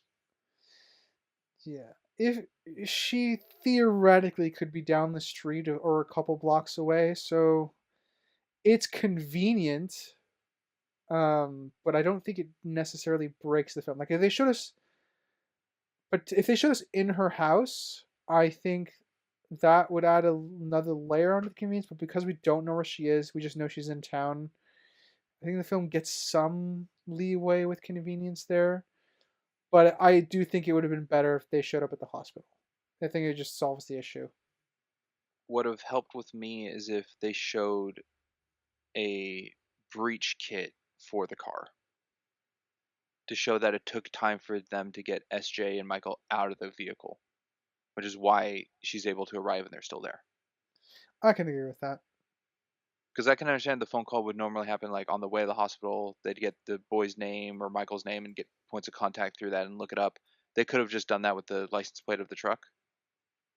So I'm fine with that to find a connection to how to contact Leigh Anne. But It for the takes longer to get time, a plate background than just getting the it name off is. of someone that can talk. But also SJ isn't like unconscious. He seems fine. So maybe he Yeah, was just able to relay it to them. Yeah. SJ looks bloodied, but I don't think it's. I'm not 100% sure it's his blood. I think it's all Michael's. Michael's arm could be. Yeah. Uh, But yeah, I just think a breach kit for the truck would have helped yeah, show time. I agree with that. I'm at a nitpick because it's convenient and the film doesn't really convey like whether or not the goes are far. Yeah. I can give it a nitpick. Yeah. Because I even if think it's like depicted that they didn't breach the truck in real life, at least having it there could show the implication that possibly that's what occurred for those who don't know the real story. it's a. And there was no line of Leigh Anne saying like, "Oh, I'll be across town, so you guys got this," or because her only hurry is like, "Oh, I got a meeting in 10 minutes," and SJ's like, "Oh, Michael can take me." It's like that's about it. It's an. Yeah. It's a nick for me. I think, and I think what's extending that above is just uh because we don't see. Well, no. I guess I'm gonna nick. I'm gonna nitpick with you guys. I'll be able to nitpick with you guys. I have other things that can lead into why it could be a nick, but I think that's all subjective now that I'm thinking about it in my head. Yeah. Good jokey. Sprig's point. Man, I felt nostalgic looking at those Taco Bell cups. Just kind of missed the vibrancy of color on the cups back then because, gosh, everything's so corporate, mundane, So black, white, bland now. gray. Yeah. Yeah.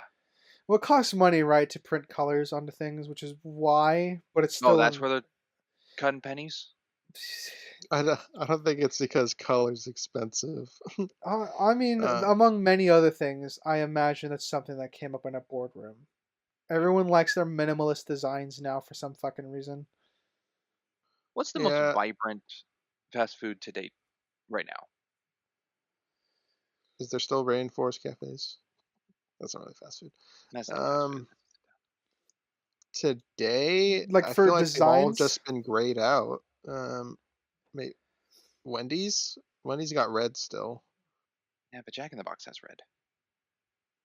are we And the talking? Hold inside on, looks are we talking bland. cup design Bland. specifically, or are we talking like No, just stuff? any wrapper Corporate or packaging. identity. Yeah, wrapper packaging design stuff. I mean, it's not Taco Whopper Bell. I Whoppers are don't pretty think. decent from Burger King, but I don't think everything. I think everything else on the menu is bland. Because Whoppers have like the green, the red, and the brown, and then you have the brown wrapping paper for the Whopper sandwiches, Whopper burgers. But Yeah, the striped look. But are the cups just white and orange, or do they have that they have blue? the logo there, but that's it. So I'm thinking, what's a vibrant one? M- Maybe I it mean, still is Arby's Taco isn't. Bell. No, Funny it's not enough. Taco Bell. Taco Bell's all browns. They've all been It's tans. blanded. Yeah. Yeah, Well, I guess the thing with and the Taco Bell, I cups are just remember. clear. Well, yeah. Well, they are now, but I remember they used to have them in. They used to be color coded cups for like Baja Blast. Sizes. Hmm. Yeah, but that was back in the day. Yeah. Maybe everything is I mean, kind I of know toned. Wendy's recently had like a poll or something where they're like, "Oh, we'll bring back our classic yellow look of packaging." And I'm like, "Oh, that's a great idea." That would be pretty peak. Not gonna lie. But yeah. And for Best the one modern audience member one. screaming Long John Silver's, I hear you.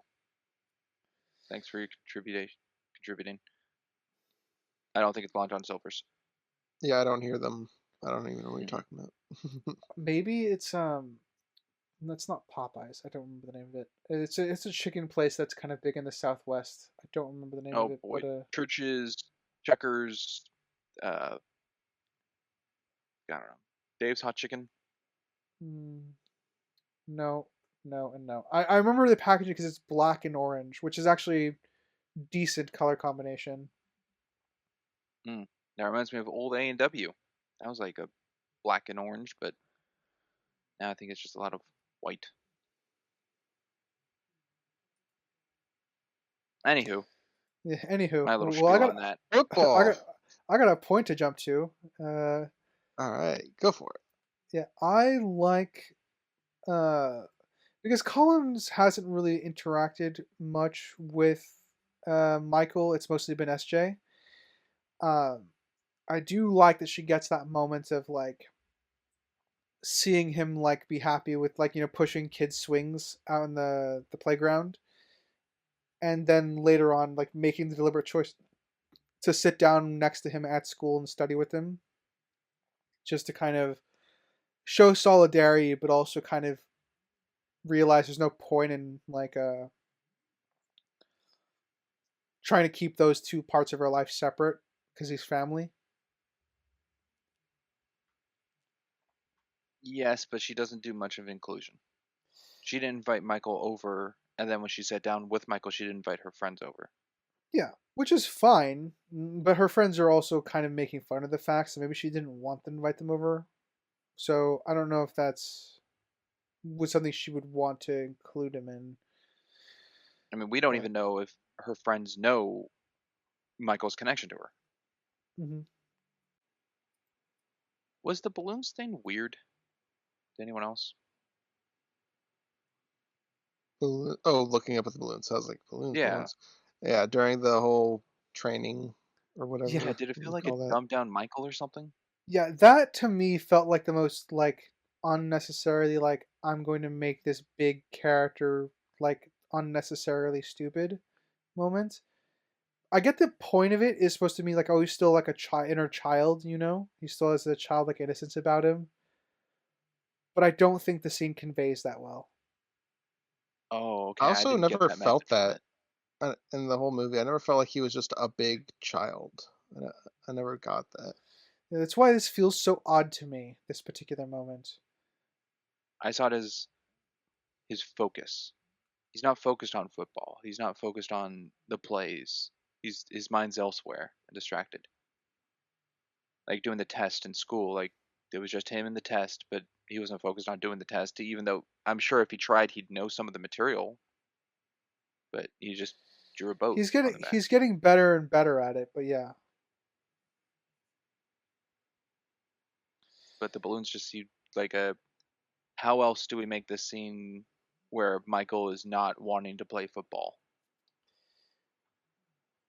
Because the balloons just are there. We don't know where they came from. We don't see any other balloons tied up around for I like mean, the easy thing to play on is celebration he for just doesn't want something. to hit people. Like that's seems like something that they could just play on as to why he Well, doesn't want to yeah, play then football. make it a scene like how Desmond Doss doesn't want to shoot someone. Like if that's the motion of the message you want to go for the character, make that the Yeah. scene. Yeah, I mean, it's a very oddly placed scene, and I think they could have done other things to kind of help make the character better. I have no idea how Michael Oher acted in real life, but for this version of Michael Oher, like the character, he doesn't like to be violent, which is kind of one of the sticking points for his character and why he ends up getting moved to left tackle because he doesn't have to hit anybody; he just has to protect somebody. Um, I think that's By one hitting thing they could somebody. have played around with. What'd you say? Protect somebody by hitting somebody. Yeah, Uh, you got the intention I feel behind like it. they dumbed him down too much in this training sequence too, because coach is repeatedly telling him the proper way to do it, and he just isn't listening. It's not like the school stuff where it's like memorizing and all these like more technical things. Coach is even showing him how to properly grab and stuff, and he's just to me it's not even it's past not retaining it. It's flat out ignoring it, which I feel like isn't fully in his character at this point, especially with his family watching him. Yeah. Best I got is that's not how Michael learns. You don't demand or yell at him because of his past trauma of being yelled and pushed around, and that makes him want to flee and run. So, Then I I don't know mean, if that's the film's failure or the actor's failure to convey that. I don't. In his face, I'm he's not seeing. I don't see confliction or worry or stress. He's just there. I'm gonna go with a failure on both fronts if we're gonna call it a failure. Is because thinking of Remember the Titans, right? We do have that one kid who just doesn't respond well to like Coach Boone being super hard, which is why Coach Yost ends up being the better coach to pair him up with. Oh, to Petey. Yeah, because like we get that feeling with that character in a much shorter like time frame with a very well or articulated script. But here it's just I don't get this sense on either end that's what they want to do with the character, so it just makes him feel dumbed down. Yeah. Without them showing him getting more and more stressed or detached, I think it weakens what we have now because it doesn't seem like that to me.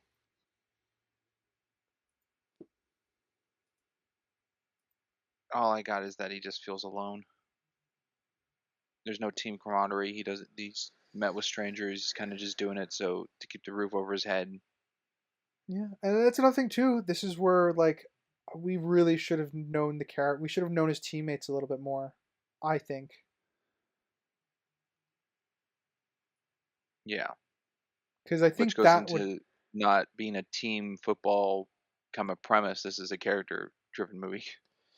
yeah because like if this if we met the QB and like the QB ends up becoming friends with Michael, that adds a little bit more incentive onto him like protecting him later on when he's kind of getting revenge for the coach and himself by just pushing the guy out of the field. But I think we definitely could use some more like what I think this film needs to articulate as best as it can is the QB and the running back because those are the two characters that uh, Anne brings up and pulls up in front of Michael to coach him like what he needs to do. Like you need to treat them like this to protect them. We need to have them try to interact with Michael. Maybe the interaction doesn't go well. I'm not saying it needs to end badly, but just have it be awkward. That way, once that would let Anne bridge the gap for him to start seeing him that way, which would let I think the rest of the football sequences with the team come around a little bit more smoothly. Poor Oompa Loompa. Yeah, that's the name we got for that guy. But yeah, if we got the players, it would make it feel more like a family, which is kind of the whole point of what she was saying, is that they are also your family. Protect them. Uh, but as an audience, we don't really get to feel that they're family. They're just faceless guys. Yeah, Yeah, they're a band of brothers, and I never got the sense.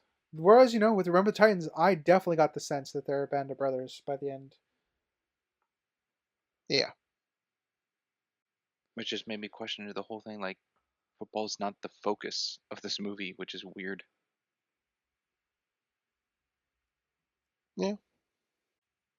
I do like that Michael wants to get a driver's license, and I like the kind of side arc that provides to the film. Um, I do think it's a. I don't know if it's convenience that they have all the information on Michael's mother, but it it feels like she found the mother too fast. I th- yes, I think it's more convenient that the mother's still here in town. Yeah, she could have gone anywhere. Well, didn't so Michael's buddy that he beats up later, he's a dealer, right? And he referenced his mom like taking stuff. Needing a fix. Yeah, Yeah, like so his mom would be she's around probably later. just sticking around because her dealer's here. Okay, That would be I my could buy guess that, I because we don't get guess. a lot out of her as a character. Yeah, We get a lot more self awareness out of her than I expected. I also felt that. I It, think that her it her scene of on the couch, giving like um, Michael's last name being Williams, and her nervously fidgeting and like biting her lip, it just showed me like not so much like she needs her next fix, which I'm sure some could take away from it, like she's getting to that point, but I saw it as her mentally going over the regrets of her life. And I thought that was really good acting. Well, yeah, I mean, the first name she gave, I, I don't think I wrote it down. It was like Probe or something. Putter, Um, something with a P. yeah, And then she later realized that was the wrong man. It's Williams, because she's just been with so many men, and she just yeah. spiraled. How do you feel with getting that information of Michael's real last name from his mom that they still put Orr as his name on the identification card? Maybe that's what he wanted to go Well, by. I think that would be fine, but I think I would want that more explicit in the film. I have to infer that's the name he wanted to go by, which is weird considering he loves his mother. That's the whole thing. Yeah. Like he didn't go by Williams, but he also didn't do Thule. I don't know. I mean, it's based off of true events, so there's got to be something behind it, but the movie doesn't really convey Yeah. what. I mean, we don't, it's never said where Orr came from then,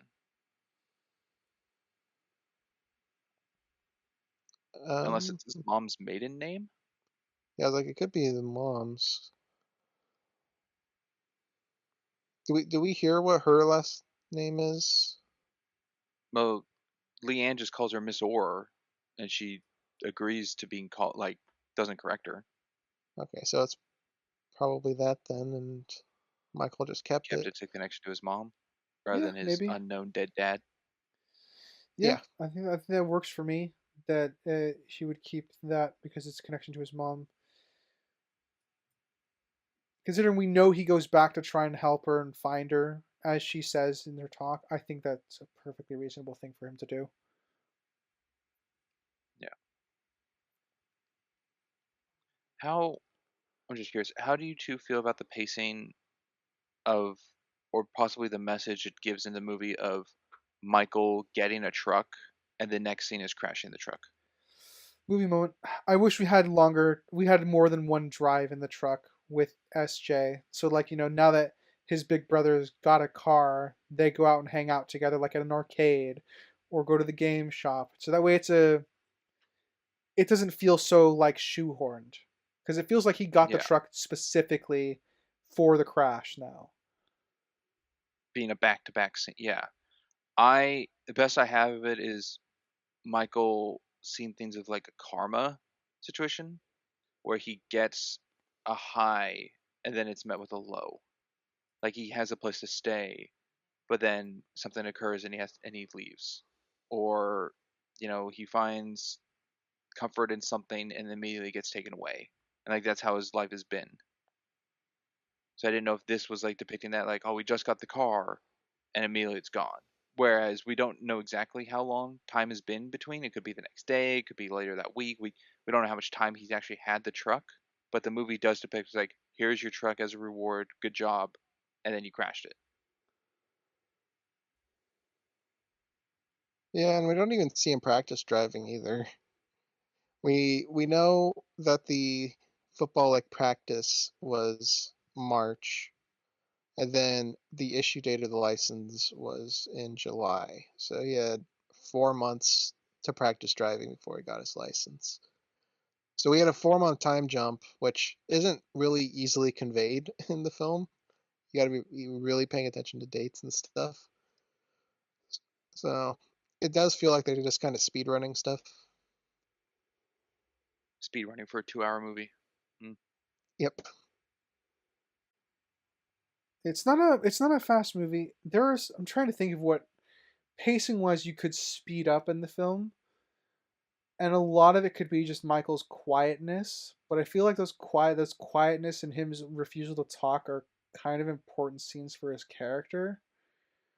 But again, a lot of those moments could be conveyed faster, I think, with just acting.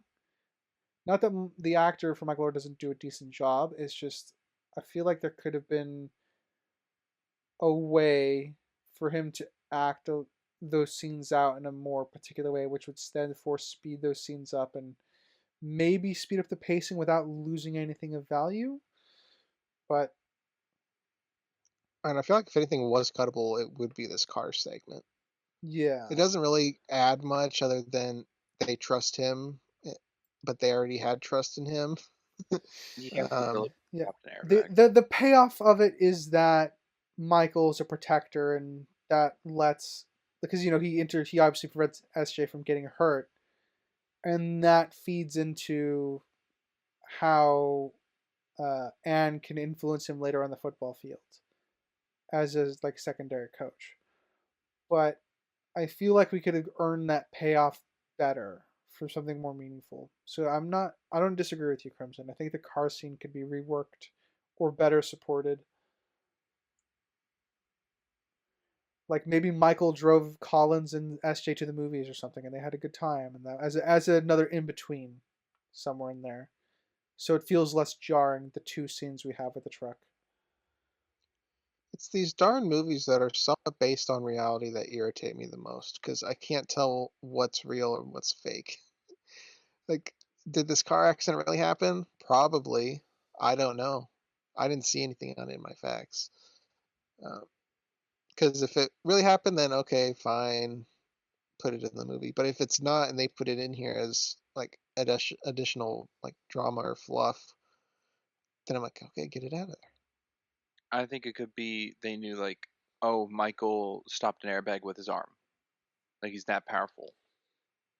Whether that happened from a car crash for them to know that, whether that's something else that happened and this is just like the movie adaptation of what they went with, who knows? Uh, I'll talk about the family as a whole. I quite like the family. Usually there's weak links in families for me in films, but it's a pretty strong unit. I like how they all interact with each other. I like how Sean and Leigh Anne are as a couple, the bickering, the love, the insults. It's all very natural feeling to me. I like how SJ and um, Colin interact with Michael. The kids don't get a lot with the parents, but um, when Well, they the sit do, I down mean, it talk feels like it. of Leigh Anne and Collins, I think is good. Which one? Where Leigh Anne like asks Collins, "Are you comfortable with Michael being Oh, here?" yes, yes, gotcha. Yeah, yeah, that was good. So I think pretty much anything revolving around family dynamics is pretty well done in this. I think the only connection I think is missing is more between Sean and Michael. We get one solid moment later on with the whole onward road to boldly the 300 spiel, into the Valley of Death. I like that scene, but I think that's the only meaningful one-on-one scene that the two of them have, which I feel is lacking through the rest of the film, because he has a moment with Colin, he has a moment with um, SJ, more than one, obviously, and plenty with Anne, but I feel like Sean is left too much on the wayside for a lot of it, considering he's the other parent in the house and he's getting very involved in this thanks to his wife. So I feel like I'm missing more between Michael and Sean, which I think would be the weakest point for me. Yeah, all the Michael Sean stuff is through talk through Leigh Anne of him discussing with her about Yeah. Michael. It'd be interesting if, like, how I would do it, because Sean also loves football. So having Sean and SJ maybe like walking him through like play designs on the table, that would be something. Yeah. Anything to add for the family dynamics, Sprinks? Uh, I think they're all good. I guess the only one that I thought was not the strongest connection, I guess, was Collins and Sean. That wasn't really like a father-daughter thing that was brought up, but it's not needed. It's just, I'd say, the weakest bonding shown. Yeah, there's not a lot of meat on the bone for that one. I don't know if it's just to SJ's acting for the actor, being it was kind of a longer scene, but when he is telling Michael to go through like the training and he's on the bleachers and he stands up like, no, it's like, no, you're gonna do your stuff, you're gonna do the yard runs and all that. He's not looking him in the eye. I couldn't tell if he had like his lines on Michael's shirt and we're reading his lines. Maybe, because it is a long speech and he is quite young. Yeah. Well, now I feel like I have to rewatch it because I didn't really pick up on that. It would be a bit of Because a I feel like continuity every other error, but instance, yeah. yeah, every other instance, SJ is like looking at the person he's talking to, but then again, he's saying like one sentence. This one is like a whole paragraph that he's going over, but he's not looking Michael in the eye. Yeah. I mean, the fix for this is that he could just be reading off his clipboard. The fix for this is you could do multiple takes and cut to Michael, and then overlay the audio so he's still talking. Well, that's true. Yeah. But if they want to have it focused on him, put it on the clipboard. It would work just as well. I suppose, but the closer the clipboard is, the easier it is to tell the eyes are moving versus far away. It's all kind of, one within the eye shot. Yeah. There's I don't ways know. to work Maybe they around try it, the but clipboard and for all I know, that's not it. that's I don't know. true. Maybe it was just too sunny and he couldn't look up. I'll talk about, I guess, the game that we get to see here. And I definitely like this game more than the games in Remember the Titans. Remember the Titans just felt so like quick and like one actiony. Meanwhile, this felt like an active game to me. So I did enjoy that aspect of it, as well as Leigh Anne just coaching Bert, Bert's coach. It is funny. Yeah. Stop with the pass plays. I do like that obviously once Michael takes out the racist kid, I do 66. like No, yeah. what I, was he racist? I I didn't think he His dad was was. insulting boastful. his dad His his dad dad was was. racist. So I just saying racist kid or racists kid. So just I don't really have a name for him, but he's very insulting to Okay. Michael obviously throughout all of it until Michael takes him out.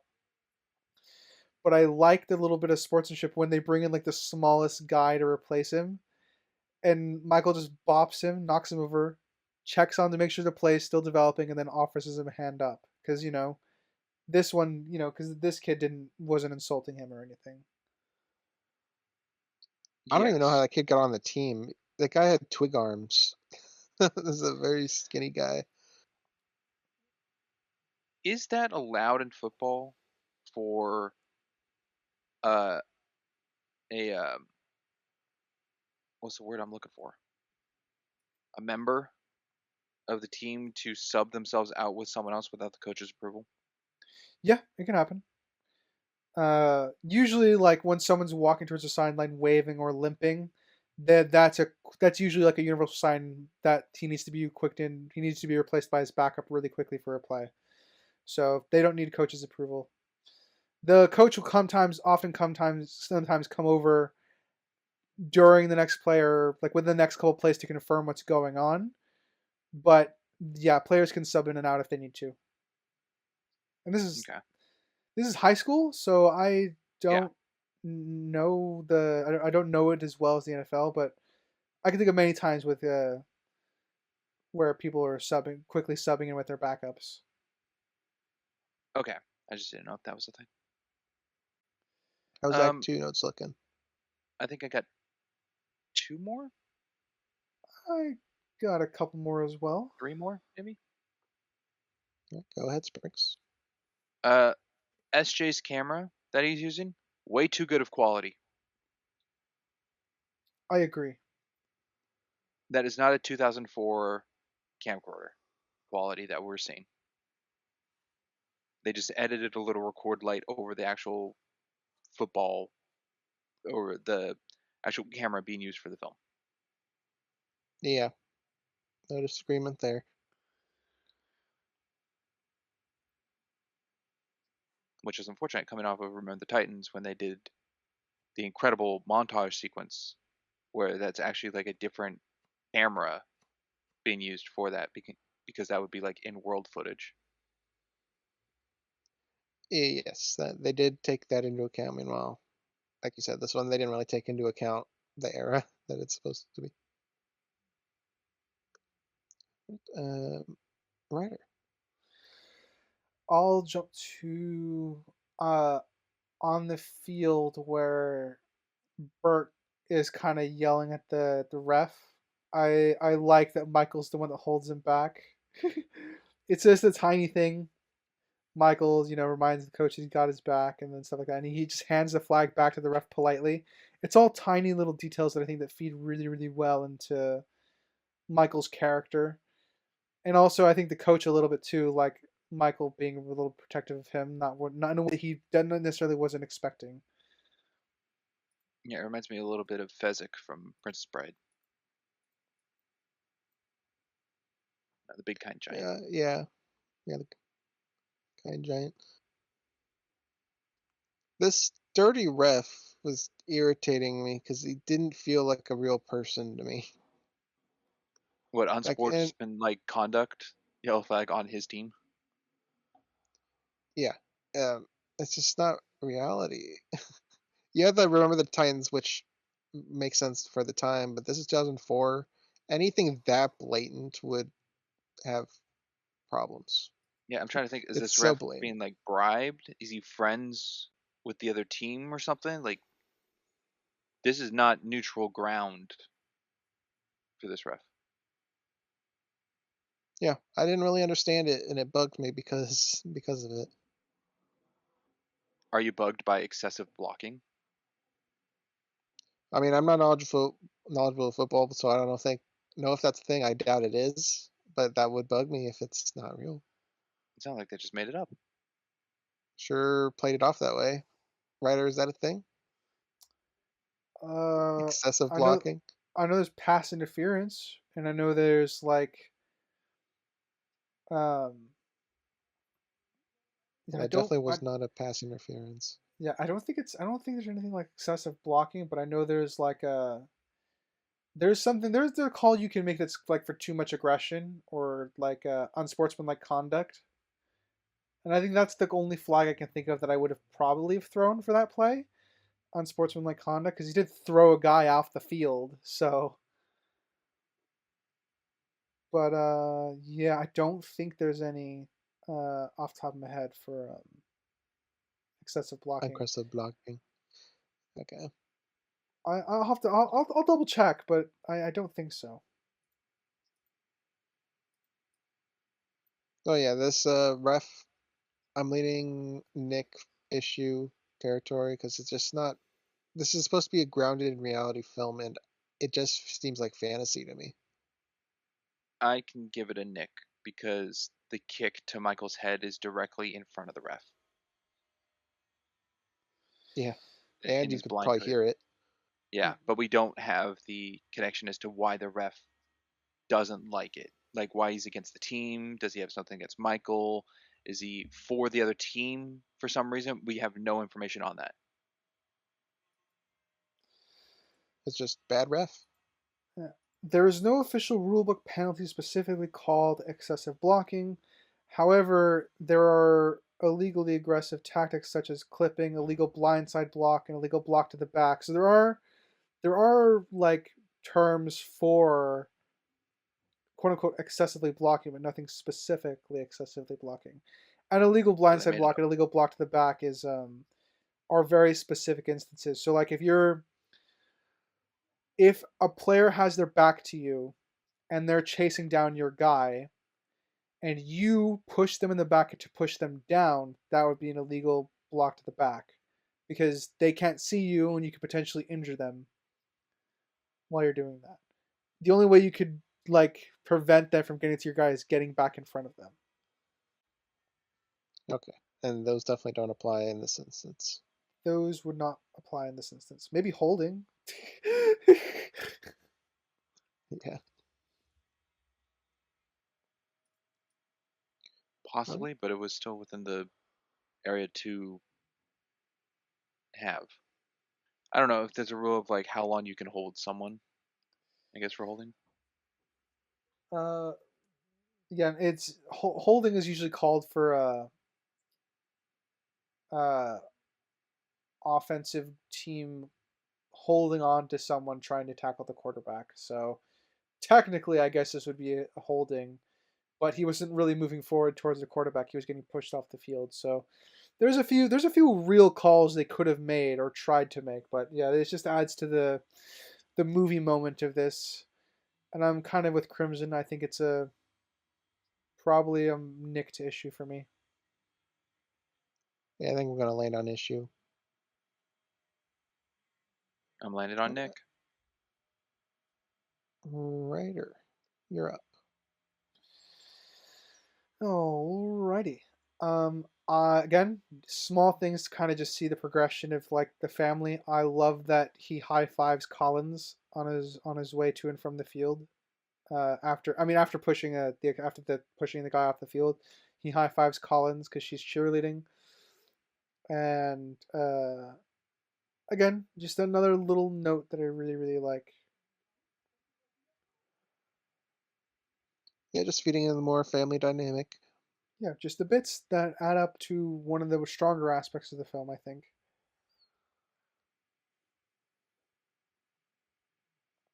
Right, Sprinks. Last point I have is I thought it was just a written line in draft day. I didn't realize it was an actual, like, I guess, football term of looks like Tarzan plays like Jane. Because they say the same line in this movie. Um, I don't know if it's a football thing or just a saying, but it does show up again. It's a it's a used to be a widely popular term in sports to describe a physically imposing athlete who fails to match their formidable appearance. So, Okay. I thought it it, was just a original line for draft day. yeah, it is an actual sports thing. Hmm. All right. A lot of scouts, coaches, and fans use it. It's not as popular as it used to be, but it still goes around. Ryder, you're up if you have anything else. Nope, I already gave my last two. All right. And we are on to the last act. So Michael's DVD being sent to the coaches to the end. At which point I will start. Um, with, I guess, just the coaches watching him perform, like in person. That was too movie moment for me. I He agree. he He did pushes one one tackle. guy and like, all right, pack it up, time to go home. We need a Call the big Everybody agents. calls. contract. Everybody calls. Yeah. It was over the top. If we saw like a time lapse or a montage of them watching him train for like a couple hours, sure. But he pushed one guy Do over. Yeah, do what they did at the beginning where he's playing basketball with Steven. And it looks like, the coach and Big Tony are watching them play for a while. Let's do the same thing here. Yeah. Or I mean, if they really wanted just the one push, one of the coaches could have provided one of their own players or something like that. Their Like strongest guy. Like, they brought a player over to test him against. Yeah. yeah, I that thought way there's some weight behind it. I think it would have been actually better edited if they cut between the phone flips to practice. Like showing Michael is Oh, like impressing them. so the Like you he would does use the one phone tackle, flips you for the see one phone. montage cuts. Yeah, one phone goes up, and then Michael does another thing where he protects the QB. Another phone gets flipped, showing like it is going on, but it's not just like a one set scene, one set scene. It's intermixed. Yeah, I'm in agreement. Yeah, that'd be Total good. movie moment, and it really clashes with the tone of quote unquote realism that the film is going for. This to me felt very cartoonish. Well, especially since Very. those managers are real, right? Yes, they are. From the credits, they are all themselves. Yep. That was in the facts section that I came across. So, yeah, I think that it might be one of the most egregious hits to this for me. Is just it's supposed to be a believable story, and that was just ridiculous. I can't believe this. This video, can a man really tackle that much? Let's go see. Let's all go out. How long have you been here? I was on a 9-hour car trip to get here. All right, let's see this guy do it. Oh, one tackle. Yeah, we're good. All right, I'm gonna drive back 9 hours again. Let's go. Yeah, Yeah. worth it. I mean, it'd be something like, I mean, they all got in close for that, and then they all went to sit at the bench to watch the rest of the practice. Like, that would be something, but they don't do that. They're all here just for this moment.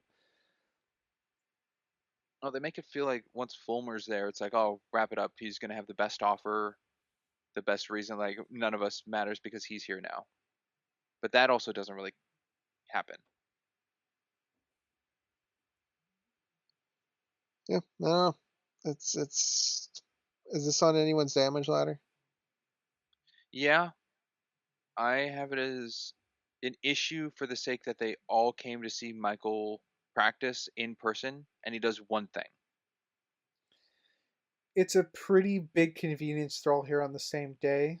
It's a big convenience that they're all happening to see Michael just do this one thing, and they all immediately go off. It's pretty bad. I'm probably at an issue to flaw All right, because it and clashes. It clashes with the tone of the film a lot. it does.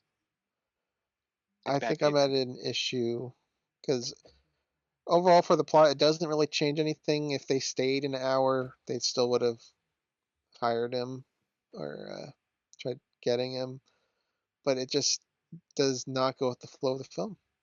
Doesn't It fit. actually, what it does, it puts the football on secondary to get more character moment of Michael uh, depicting who he's talking to, like which manager.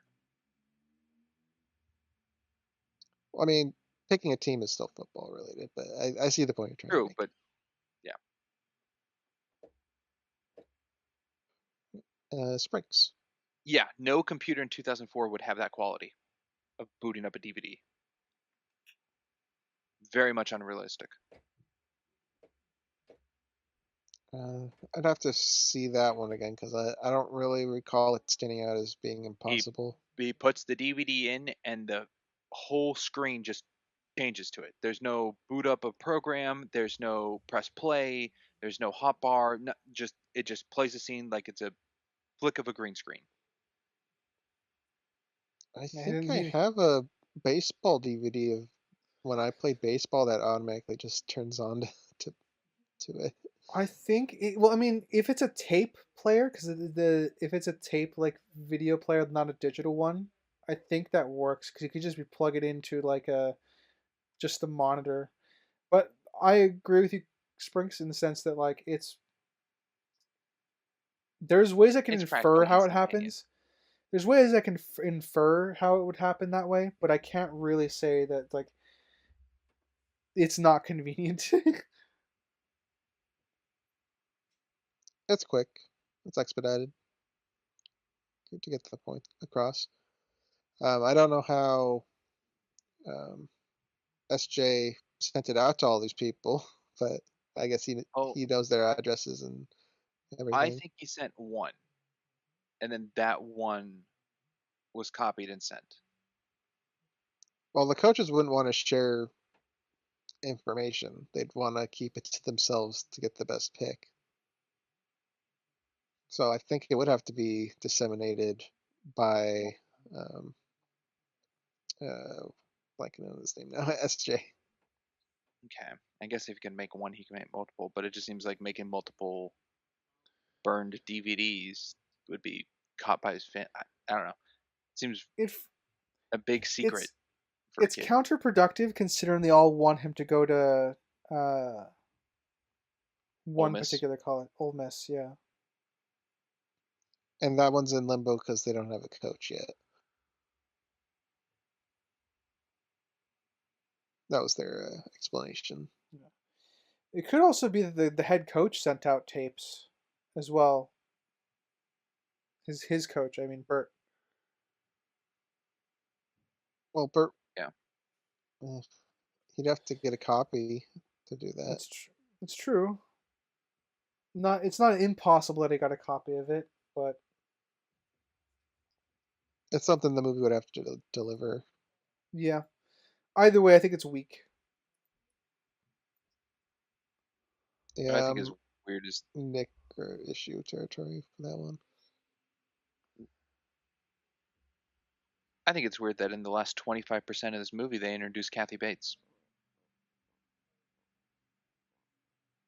The It's weird. Democrat. Yes.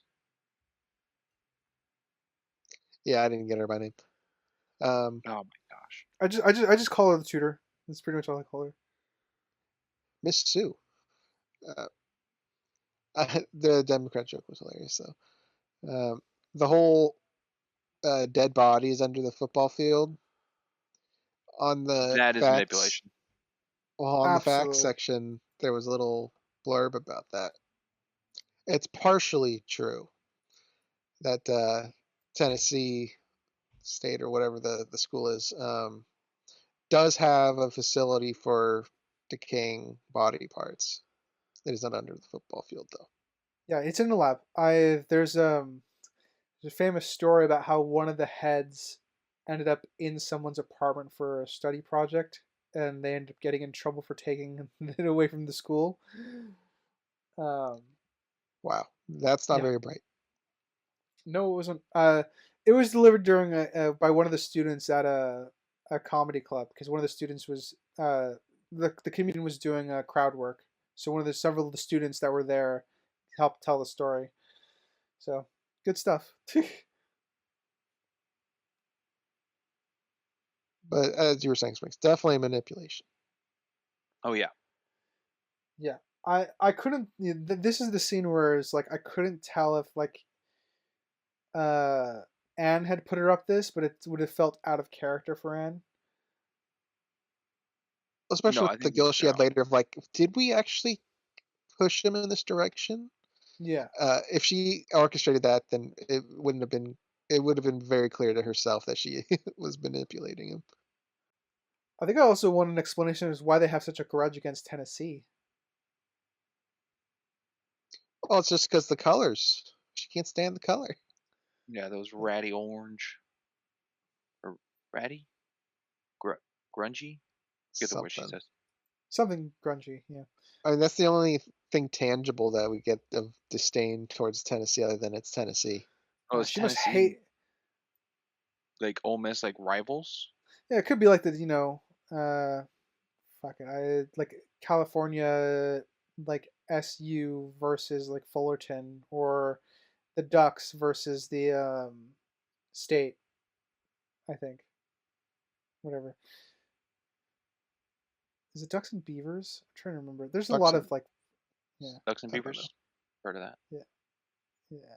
There's a lot of like interstate rivalry. So I can buy the interstate rivalry. It's more just like because it comes across as so vindictive from Sue. I think I want more reasoning into why. I will All say right. I really liked the and like I said, you brought it up, Crimson. I really like the family how Sean and Anne bicker. One of my favorite moments of where they bicker is when they let like the Ole Miss head coach in, and she's like, "Yep, still like the hottest man I know," or whatever. And Sean's like, "I'm right here," and he's like, "I know," and he just walks off. Yeah. That is the sign of a very healthy relationship, is that you can poke fun at each other and not have to worry about stuff like getting jealous. Yeah. Know the level of commitment. Yeah. Hmm. Do you think it's a movie moment that the game they had after like the success of like Michael being like a good um, left tackle now was 0 to 44?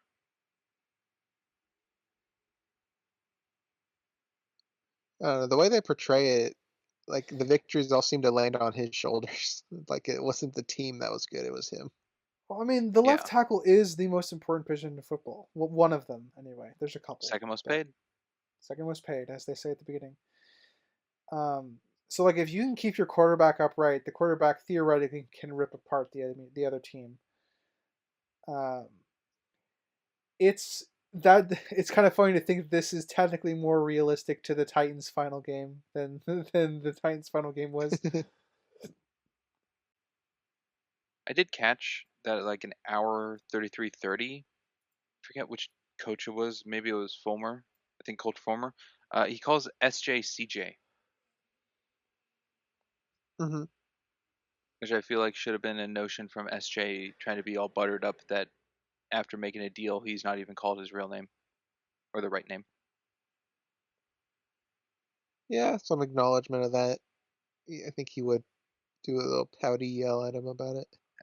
But I do think it's funny with the next one. I think it was the Milford one of Ole Miss comes and it's like, well, Tennessee promised us this and this, and the coach looks so like maddened by it. Like, oh damn, Good I got up one. the deal. Maddened. Yeah, you got it. But He's like, I got up the deal, and he goes, okay, I'll throw this in too. yeah, Yeah, I mean, curbside tickets or something. I do like that I like that Michael. I wish I got more from Michael in these scenes, but it's also in character for him to let his little brother kind of run the show. But Yeah, Yeah, and because subjectively, I would have liked it, but it's it makes weird that the sense. parents aren't there. Sean or Leigh Anne to sit in. I get that it's Well, Michael's decision to make, but SJ's there. I just want something more from Michael Oher because for those scenes, like this is an important decision for him to make. And yes, there are outside influences, but I feel like this is important enough to his character that I want to see his thought process and hear him ask questions to the coach as well. Because, again, he's not dumb. That's something he keeps reiterating throughout the film. So have him ask tough questions, like, about the school, or like, Yeah, the only it thing they just, really pick for it is food. yeah. It's Which is like, oh, you can something. have all the soft serve you want. He goes, oh, really? Oh, Mm, Yeah, but but even again, Sean says that. but it gets oversimplifying it, which is what bothers me so much about it. Because if Michael's supposed to be, you know, smart, I don't think they should dumb the scene down for the sake of the audience. Because you can have him ask intense questions without it having to be, without dragging the scenes on too much. Yeah, there's barely any conflictions with him. You just have like the Tennessee talk with Sue, and that's it. He talked to over 20 teams, and we just get him talking about Tennessee as an option. It's a little lacking. The was it the NCAA lady? She kind of annoyed me, and I think it's with how the movie framed it to where she brought up he's in an odd predicament. And to me, I feel like it should have been obvious what the predicament was because I didn't understand what it was until it was being spelled out of like they're like grooming him to be a football player, you know. yeah. I didn't understand her place because she's in the beginning. She's like a hook. Yeah, she's They a get like hook. a 20-second scene in like the 2 years before or whatever. Yes, something's gonna happen. Yeah, I don't I thought that that her scene was gonna be like some huge controversy, and it's all just like a conspiracy where she really doesn't have any hard evidence. It's all circumstantial. I wish it interspliced with interrogating the other members of the family. Yeah, I think that would be Turn it a all on smart thing Michael. to Michael said include. like nothing, so it was kind of like a exposition kind of dump a little of like, oh, like a little plot to the audience. It was like, oh, is this how the family's actually been doing it that you've been seeing for the last hour and 45 minutes? It's like, oh, has this been a hidden message? That's how it felt more like, rather than an actual like defending or yes no, which made you more question on like the morals of the characters. Yeah, I think she's just greatly underutilized because it felt so abrupt and so forced. I guess is another how I felt about the scene. It just didn't feel like the movie was building up to this conflict, this crisis of faith in Michael and his new family. I mean, I completely forgot about this hook in the beginning of the movie. I Until think she comes that's up fine. again. Yeah. When she came up again, I'm like, "You look familiar. Why are you familiar?" And it took me like a couple minutes to be like, "Oh my gosh, she was in the beginning, wasn't she?" There just wasn't a lot backing it or setting up this as the conflict. And I think that's okay. The abruptness of it makes it more realistic. Yeah. Like I said, I'm fine with it being here. I just wish that it was expanded on a little bit more because it's just the two meetings and it's just an interaction with Michael. She doesn't bother approaching the family because I feel like that's something. If she's doing an investigation, I feel like she'd be talking to the rest of the family too. Agreed. Leigh Anne doesn't even know what it's about. Yeah, and also it's so simply dismissed too. Like, well, you didn't ask me why I wanted to go. I wanted to go there because my whole family goes there. Like that's their thing. That's fine as an That answer. it's so paper thin. It's That's It's so fine as easy. an that answer, but it doesn't dismiss the evidence that the quote unquote circumstantial evidence she's compiling because this is actually an issue for the NCAA, which by the way is the National College American League or whatever. So yeah, it's so this is like it's this is weird. this is literally a lady like working for something a step below the NFL. This is kind of a big deal for prospective college students. So it gets dismissed as almost as abruptly as it comes up, and I don't like that because it doesn't make much sense for a Dismissed film in the that's supposed film to be realistic. Yeah, as the message of the film. I don't think Michael said his answer and walked out. I think there was more to it than that, but the message of what they're going for in the character for the film is all the context that it's giving. yeah, and I do think that's a problem because she's an investigator, and they underdevelops the drama that's being played out. Okay, well, careful with that P word. That plays out. You said Problem. problem, so just make it, just checking that's where you have it at. Are you confused? No, I got it. Okay. Yeah, I guess my last little bit on that subject is to maybe build up, maybe Michael having a bit more conflicting feelings with being part of the family because he's pretty on board past the first night when she invites him to Thanksgiving. Past that, he's pretty much all in on the family stuff. Even when they're like, "We want to adopt you," he's like, "Oh, I already thought I was part of the family." He doesn't really have any reservations past that first night. So through the film, he had reservations, and then this lady's bringing up all this evidence. Then he's like, "Oh, so I was right to feel these things," type deal. Instead of just now it's thrust upon him, and now he's like, "Huh, maybe I did get duped." Eh, I don't know. It's It pretty just feels weak. hollow. Yeah, it's weak sauce, as they say. And where are they? I do like the language arts teacher as well. It's what's it called? It's a stereotype that the football player is not doing really well in the creative writing or the essay class. It's fine, but I do think like that he's kind of like the last obstacle, and it's very movie moment how it plays out, how he's able to make an essay good enough to get a passing grade in order to get into the university he wants. But I think the film portrays it okay because in the background all the teachers are like contributing more and more to helping Michael, while the language arts teacher just remains strict. Not heartless grader, but he's still a strict grader. He's got integrity. Yeah. The initial teacher that was telling all the teachers, "Hey, there's something there. He's listening." I recognized her from Fear the Walking Dead, which was kind of interesting to see her here. I don't think I've Ah, seen her in a not Walking movie. Dead, but Fear the Walking Dead. Okay. Fear the Walking Dead, the spin-off Yeah. show. Yeah, Just more one of the credited to spin-offs because you. they've done like 7 of them at this point. Um, I don't know where we're at. We'll go Sprinks. Let's see here.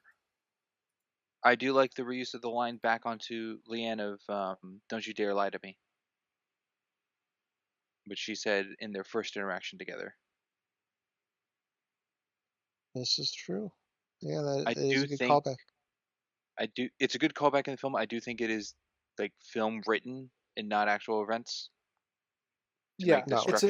it's a yeah, thoughtful echo for the film. Yeah. Yeah, yeah, I agree with that. I'll talk about Michael going back to his neighborhood, his buddies, whatever you want to call them, and I don't know. I get the idea of it. He's going back to a familiar place, people he knows. He feels isolated, but it just something didn't jive with me. And this is probably more of a subjective thing. I can't really pinpoint an objective reasoning for it. But I don't know why he played so long. Like he's still current Michael. He's not whatever was with this group before, because clearly that was a different Michael that we haven't seen. But I did like the whole brutalizing them, tossing them around, grabbing the gun, um, knocking over the baby crib, and all that. I didn't even know there was a He baby in that room. he was an animal. Y- Yeah, I think it's poorly edited and choreographed. It's a lot of I quick cuts to give tension. That's like, oh my god, it's he's defending himself. Oh, it's scary. It's an environment. If it was an all stationary camera, I feel like these men would just be like coming up to Michael and he just tosses them. Well, yeah, It and there's would change moments it to funny. like he grabs the gun, and then that's it for the gun. And I'm just like, why is no one else shooting him? Why is no one Yeah, picking I'm up like the that's not the gun? only gun in that room. What's going on? But because the camera's so hyper focused on the him and the combat, it kind of tries to get the audience not to pay attention to what else is in the room. I Yeah, like it's a the it's the intent whole with oh my god, this. oh my god, oh. That, yeah, I like the intent with this whole scene, but I'm kind of with agreement with Crimson. There's something off about the whole thing because it's not a reversion of Michael's character, but it feels like the drama is so forced here and unnecessarily heightened. Because all Michael really has to do is have a conversation with Anne, and they like talk around each other outside when he's trying to storm off or when he's about to storm off. And again, they don't need to necessarily say the right things to each other, but they could have tried saying anything to each other before that happens. I mean more real in the sense of like, because he tries to run, it's like, I'm not stupid. What did you think was going to happen when this guy? You're pushing me to go to a miss that whatever that he says, but it's I don't know. It makes this scene feel over dramatized because this is kind of that the argument and displacement happened in order to enforce this scene, kind of reinforce that Michael's a different person. But it's kind of hard to articulate, I guess, why it feels so off to me as well. I'm trying my best. Yeah, I mean, like I said, I was in trouble with it. I think it's also has the same conundrum that um, Leigh Anne's like girl pals, where they felt a little extra and extra dumb to get a heightened reaction. Meanwhile, his buddies like, yeah, are you doing it with the sister or whatever? And then he has this like flat reaction. There's nothing going on, stone cold, and like, oh yeah, you did. I'm like, what? Based off of his reaction, did you get? Oh yeah, he did, and then to keep probing it, it just was exaggerated. Yeah, it's again clashes with the quote unquote realistic tone of the film that it manages to keep for most of it. I Uh, don't have the scene as egregious as the two of you do. how do you have it? I think, well, mostly I think it's a parallel to Leanne's friends of the situation at hand, because it's the same thing of like the concern of there's a colored boy under your house. Are you concerned about your daughter? And in this situation, it's like, hey, she has a daughter. Are you tapping that kind of thing? So it's seeing the reaction of both characters in the environment amongst those who they see as acquaintances, uh, and how they handle the situation. It, I think the gradual lead into the scene makes sense of running from a situation, which is what Michael does, looking for his mom, kind of under the impression that his mom would be here, but it's not guaranteed because the dealer doesn't fully know. It's just an estimate. Come in, relax, because Michael's been around this place. His name Big Mike, I'm guessing, came from here. Uh, and then the escalation to it, to the choppy nature of it, because the whole time, like every time he gets Big Mike afterwards, Leigh Anne isn't stepping up to say, "Hey, call him Michael. He prefers it." But Michael himself, even opening up to Leigh Anne about it, isn't telling people, "Hey, could you call me Michael instead?" He's very much a roll with the punches, don't cause concern, tension Don't cause a scene. to, Yeah. yeah, don't cause a scene to anything. Just like take it, accept it, it's fine, it'll move on. Because as we see later, he is told that he learned and was raised on anything bad that's happening, close your eyes and it'll be in the past. It'll You'll be able to move on from it and get to the good. So any ill that comes upon him being called Big Mike, all he's like, that's in the past now. We can move on from it.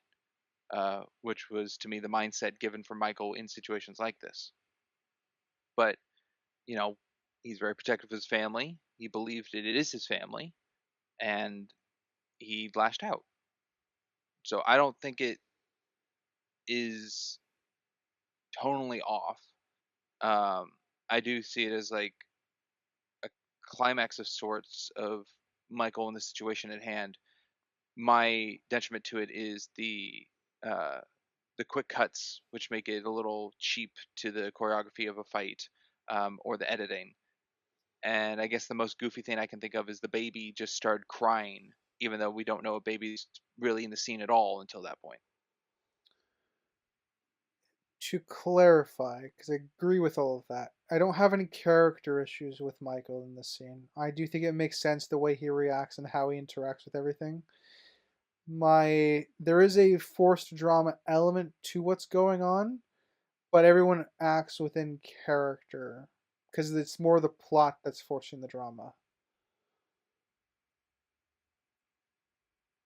I guess I don't think it's forced. Okay. And again, Radical. it goes to Crimson, what you Okay. said earlier. We don't know fully how much of it was true and how much it isn't. Yes, that is the annoying part. If this was fully fiction, easy breakdown, but Yeah, it's all then muddied. it's forced, and why choose this of your options and whatnot. But if it's based on the real event, it's like sticking it as close as they can. Then that's homaging it to work around the best they can to the source material. Yeah, makes it hard. Yeah. Ryder, your turn. I will jump to. I quite enjoyed the. One of the corrections that we do get out of it um, is that with regards to Michael's name is when Anne corrects like the Tennessee coach, and it's kind of obviously she doesn't like Tennessee, but it comes across as kind of her being a bit on the sassier side and protective of Michael. Um, but I love the look that Coach Burt gives her. It's like, what are you doing? Why are you correcting him? And also the look that Anne gives Burt when Burt starts taking some credit for Michael the way he is.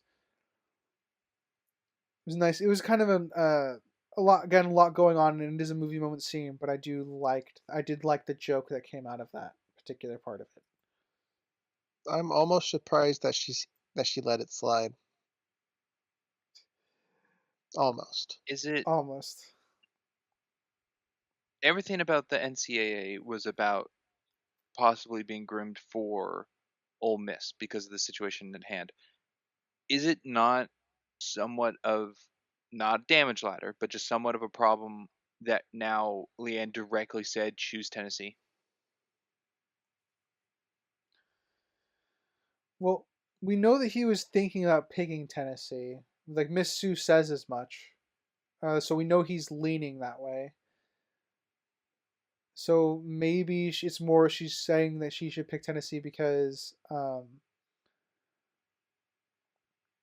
Does it put her in good light that it's like we weren't grooming now because he didn't choose what we're all familiar with or fans of? it could be that, but I mean, should they know that he was there was at least an acknowledgement at some point in the film that he was thinking about Tennessee above everything else. So maybe that's one of the reasons why she said I think there's he a should possibility he go. thought about every team. Yeah, well, we don't have that evidence in the film, but we can infer that he did. We just know that directly with Tennessee, that's where he was thinking of going because there's a couple lines of dialogue directly alluding to that. And we get the visual of them picking between three hats. I don't know what the third one was, but it was definitely kind of Tennessee and um, Ole Miss. the favorable. Milford, Yeah, Ole Miss, yeah. the other one I don't know. That they didn't really talk about it being a triple threat. I think it's just there to be a third one to make it look more cinematic, I Yeah, guess, with another choice. Yeah, choosing your Pokemon starter. there you go. So to all you plant people. Uh, Do you think the third option is the plant one? yeah, Okay. I mean I don't know the stats, but I would imagine plant is probably the least picked starter across all the gens. I don't know if that's a can of worms I want to touch. I have no Mm, idea. My knowledge in all right. Pokemon's limited. Mine is also pretty limited. I feel like the fire is the most popular and the water types are the cutest looking. Usually that's how it Yeah, goes. that's fair. And I feel like fire and water just have more counters that they can do than plant. What's plant against like rock?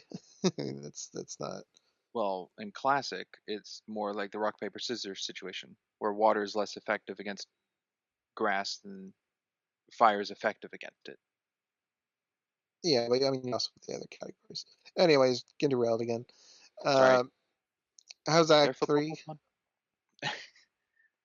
I think I got a couple Probably. more.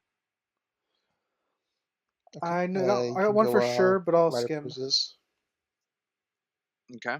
Um, I'm not sure how much I like the ending shot being Leigh Anne in the car with her eyes closed, being the message of closing eyes was to get rid of the past and see the good in the future. I suppose. I mean, they just did have a bump in the road with the NCAA thing, so maybe she's letting that go, and now it's all green pastures. I don't know. Maybe it was just like hugging Michael goodbye, and then she's like closing her eyes. Like that's the end of Michael for her or something. It was. I I just wouldn't go to that length. But no. I don't know the choice for her to keep her eyes closed versus open because the It's a message to thematic keeping her eyes closed clash. has been explained. Yeah, it's a thematic clash with what had the whole keeping their eyes closed thing from earlier in the film. So it's odd. It doesn't break anything. I don't have it on my damage ladder. I just find it a little off-putting. okay. I mean, it is an interesting thing to bring up. Um, something I'll bring up that kind of just feels shoehorned in is the 21-year-old who died in the projects, and that how it could have been Michael if he didn't take a certain path in life. Eh, I mean, obviously, the 21-year-old was his like buddy or whatever, based off the photo. Was it But David? yeah, if I'm getting the names right. The one that got picked on It's a weird. to It's a turn really on the weird. It's a stereo. really weird. It's a really weird I message think to add to the film. Get adopted by a rich family or die a gangster. I guess so. I don't know. It just kind of felt shoehorned. I think I agree. I think the film weird spoke message. for itself in that regard. So it just added a really unnecessary layer onto it. Yeah, Like a bad taste in your mouth kind of miracle. bad taste in your mouth miracle. What do you mean by that? Well, it's like a miracle. Like Michael's the one chosen by Leigh Anne on a random drive through town to change his whole life. But it's not. It's then said like, oh, it could have been anybody because all these people die at young ages, like in the territory they're in, kind of thing. So it's like, yes, it's a happenstance that Leigh Anne took the chance on Michael, but over the events of everything to the end of like, oh, it could happen to anybody, but it didn't. Doesn't give the best like hooray kind of feeling. If you're lucky enough, you can succeed. Yeah, Yeah, Yeah, it adds a really weird dimension to the film, and I don't think was necessary because I think the film conveyed its point well enough, which was just like be a good person and be rewarded for it. You know, yeah. The this movie's just not really added. sound like, look how lucky he is. Yeah, Look how you know he takes things for granted, or how thankful he should be, and that didn't really seem like what was happening. yeah, not at I all. agree. It's a bad inclusion. I will say though, for us starting with draft day, I understood the last scene of the movie. Yes, the 23rd pick for the Ravens Yeah. Now with the 23rd, that's a little low comparatively in real draft day. Michael. That's true, but as Ryder was saying, quarterback's usually the first to go, and then others. That's an appropriate placement for a very, very good left tackle. I think one of my final notes that I'm looking at here is I think I like the scene with Anne and Sean when she's like questioning herself. Like, am I a good person? Like, were we doing all this unintentionally? He gives it again. It makes their relationship feel really realistic. And then to add on more to that, I like how again she directly asks him when they're talking about it, is like, did we? Do you even want to play football? Because she wants to know, And I like the doubt that she has because it makes a certain sense. Because sometimes you don't realize what you're doing until you're when you're the way you influence your children or things like that without having to be told by someone from outside, like outside their perspective. Um, so I'm glad that it affected her, and I also like the way that um, Michael kind of counters or asks her, would you be okay if I flipped burgers if I wanted to do that? It's a it's a healthy question to ask, and I do think that it makes the ending feel a little more earned in that way. Their reconnection. I agree. And then Michael could just work for them at one of their 85 restaurants. That's true. He could. Easy way to find a job for him. Right? Sprinks. I think in everything we've talked about, my last point I have is that it's not surprising that the final song in the credits is a Tim McGraw song. Yeah, it'd be weird if it played like Lady Gaga or something. I suppose. And that's usually how it goes when you get a singer as an actor in your film. It's usually there's music somewhere in there. So yes, fitting. Is it too much of a movie moment that Leigh Anne like has a like she and the gangster have a verbal spar. She just walks right up to him and they just casually threaten each other. Is that a little too much? Or I'm not saying it's out of character for her, but I And think it's fine. considering how nervous she was before and talking to Michael about how he'd protect her when they're on their way to, I think it was the clothes store. She said that there's someplace, but she is a strong-willed individual, so I can see her just mustering it up yeah, especially to shut him for down. it's over one of her kids, so it makes sense to me. But um, Good acting on him though. It was pretty amusing seeing him getting belittled. It works on every day of the week. Oh. Did you Yeah, have no, I more for that writer? well, Springs first. No, I I think thought it's you were adding fine something. being with the previous thing of her wanting to get out of the car, and Michael says no, and now she's doesn't have the aid of Michael, or like when they went to the big and tall, it's like I got your back, it'll be fine. She's on her own, so I think she's very much a defensive mother. Like, where is he? Okay, yeah, I'm with you guys on everything you've said so far. And that is kind of my perspective on it as well. I guess when I first watched it, it felt again, I don't want to use the word forced, but it just felt too much drama for the sake of drama. But I don't think it breaks any characters. So I think I'm with you guys. I think it's good. It's a solid scene. Any other points before we get into the rating section? Last one I have actually, which is a small detail, but I think it is an important detail, is when Michael calls Leigh Anne on her phone before they meet up. He calls her mama, which I think is the only time in the whole movie he calls her mama. It is a cute I scene. believe that's true. Yeah. And Ryder, are you out? I'm out. All right. Then I'm good to move on. So on to summaries and ratings, and we will start with Springs. Oh boy. I'll start with my objective.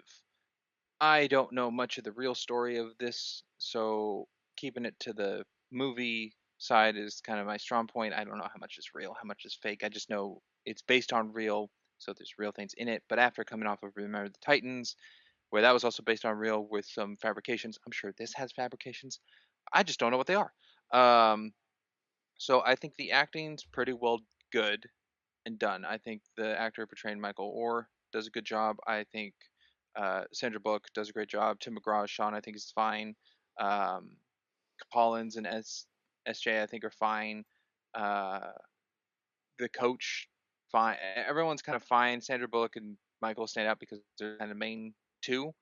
Um, the editing's okay. There's parts where it's a bit off, which affects the pacing of the movie. I think the pacing's also okay. It does feel like first half of the movie is one field, the second half is another.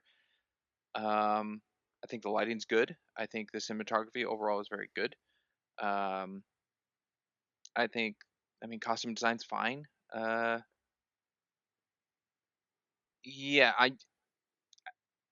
the season still has more to come, and maybe I'll give this more thought, being this is my second time watching the movie. But right now, I'm comfortably sitting at a 7. Um, the writing, I guess, the other thing, the story is well done for its character of building Michael and the family and the connections, everything in world of like realism approach. So I think that's all fine and good, but nothing in this movie came out to me of like that is phenomenal. That's the standout thing, and this like I didn't really have that.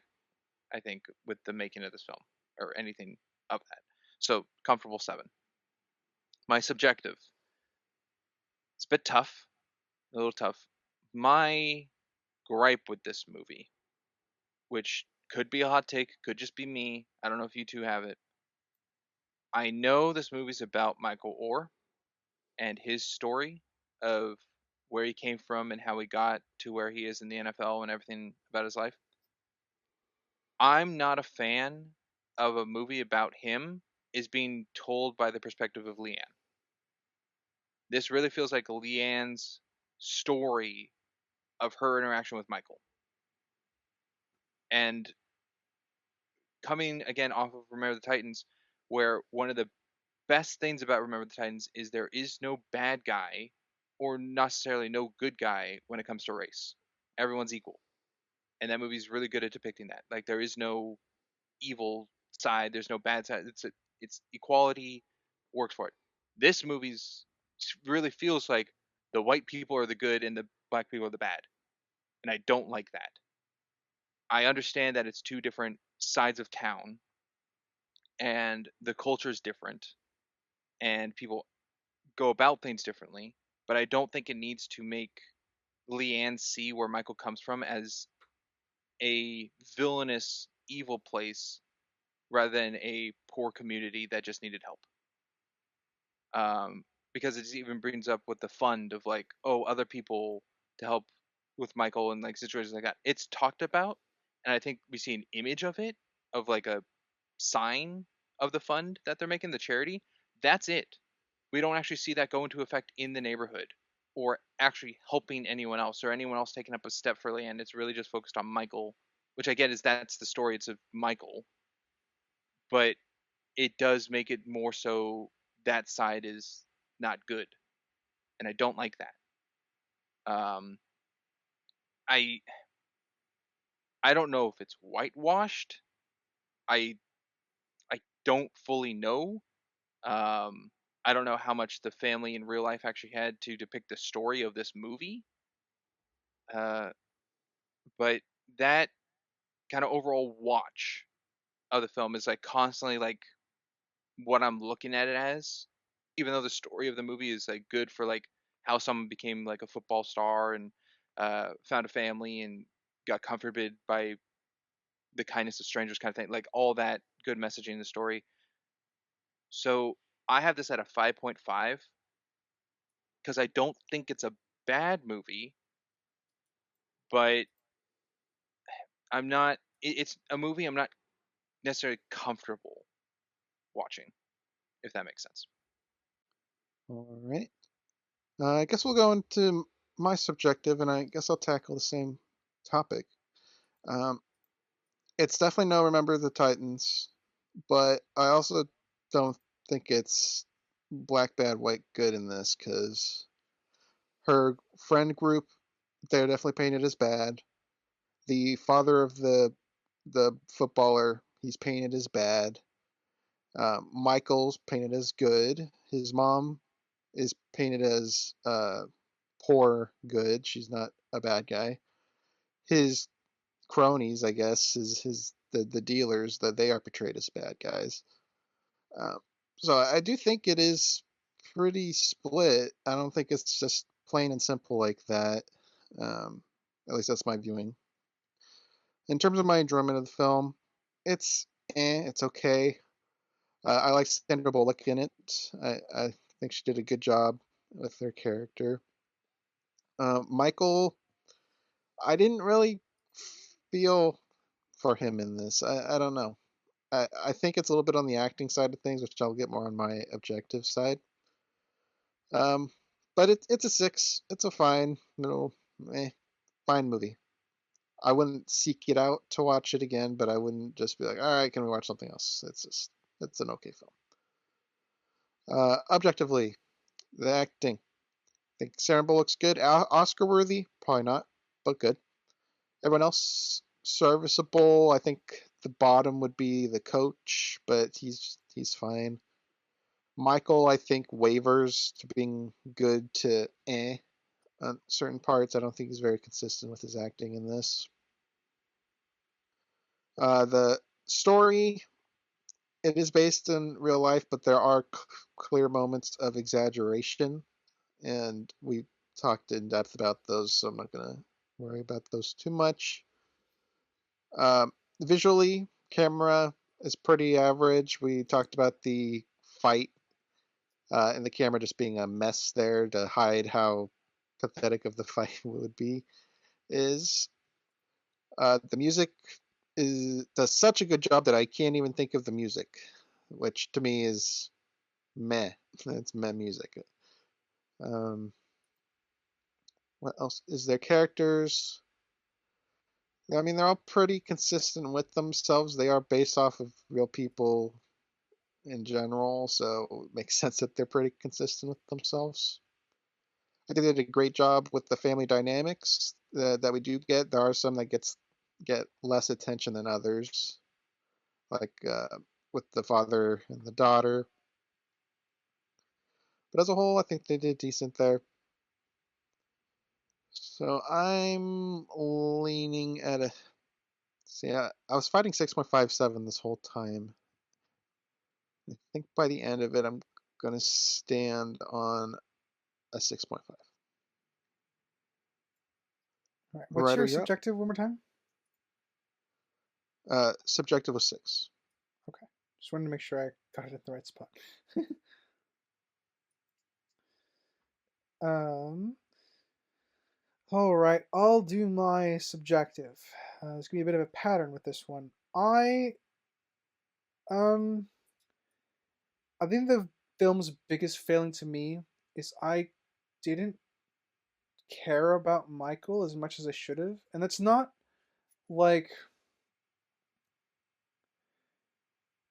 I don't think the film did anything to endear me to Michael in a way that I could absorb easily.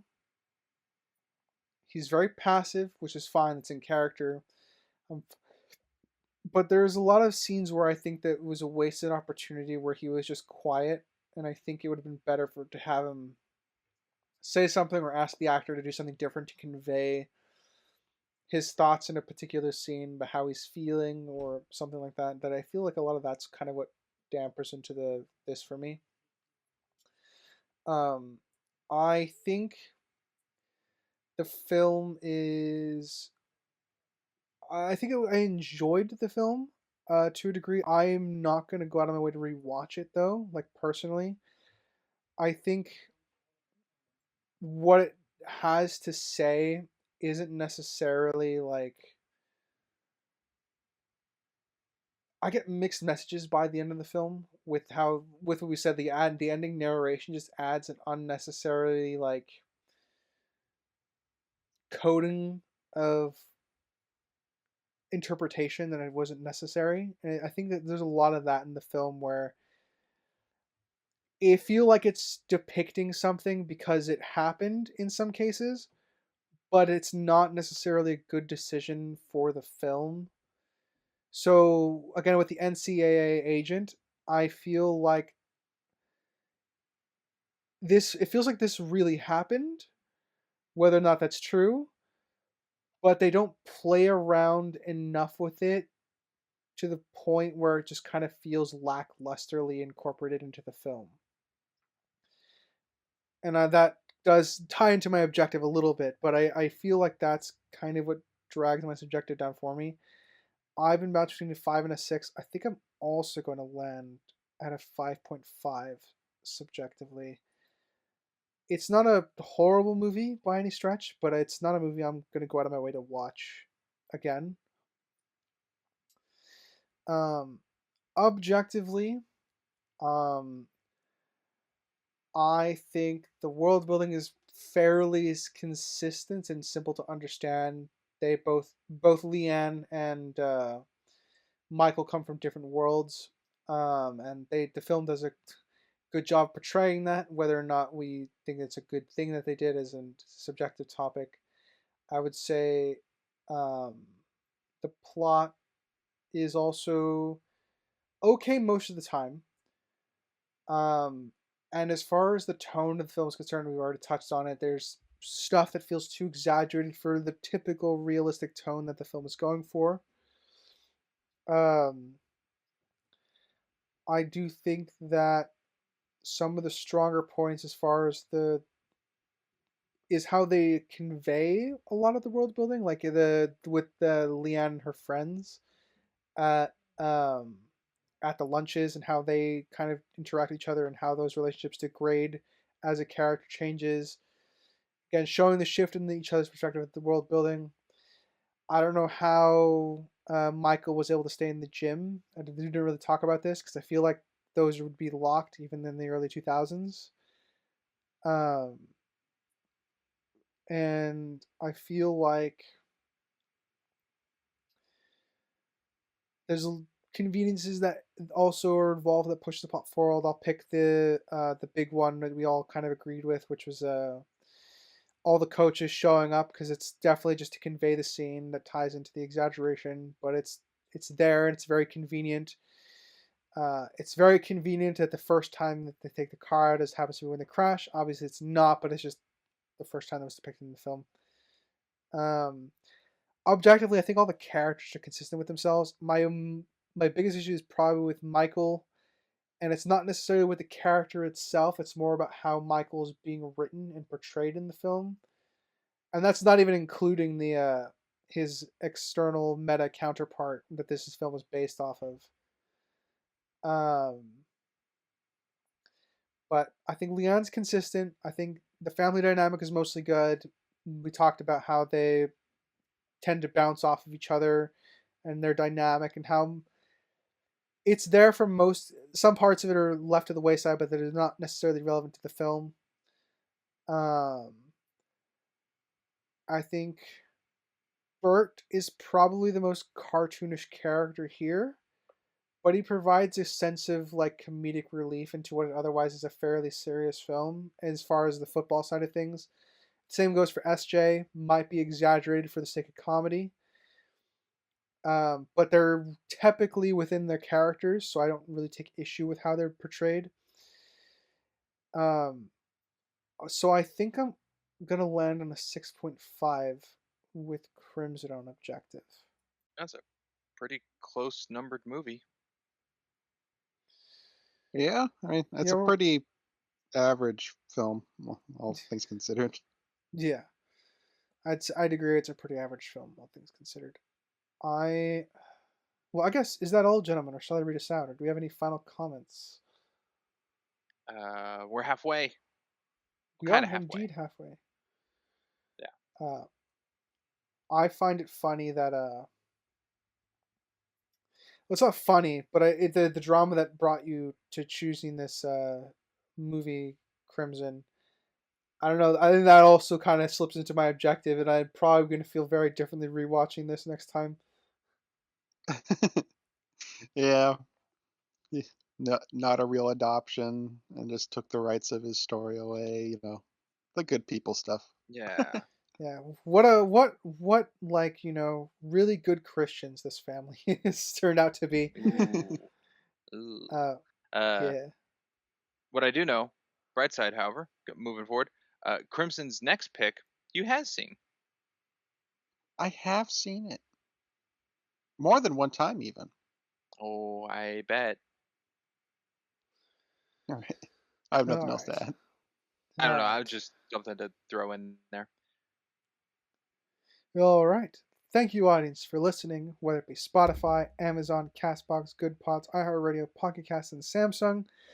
And if you mean our visual side of things, be it YouTube, Rumble, or frickin' Spotify, thank you for watching our PNG Tuber slideshow there. Please feel free to like, comment, subscribe everywhere. Tell us how much you hate our opinions or how much you love them. And as always, I've been a geeky writer, I'm Crimson Maroon. And I strings. and we will catch you next time. Later, everybody. Bye. Toodaloo.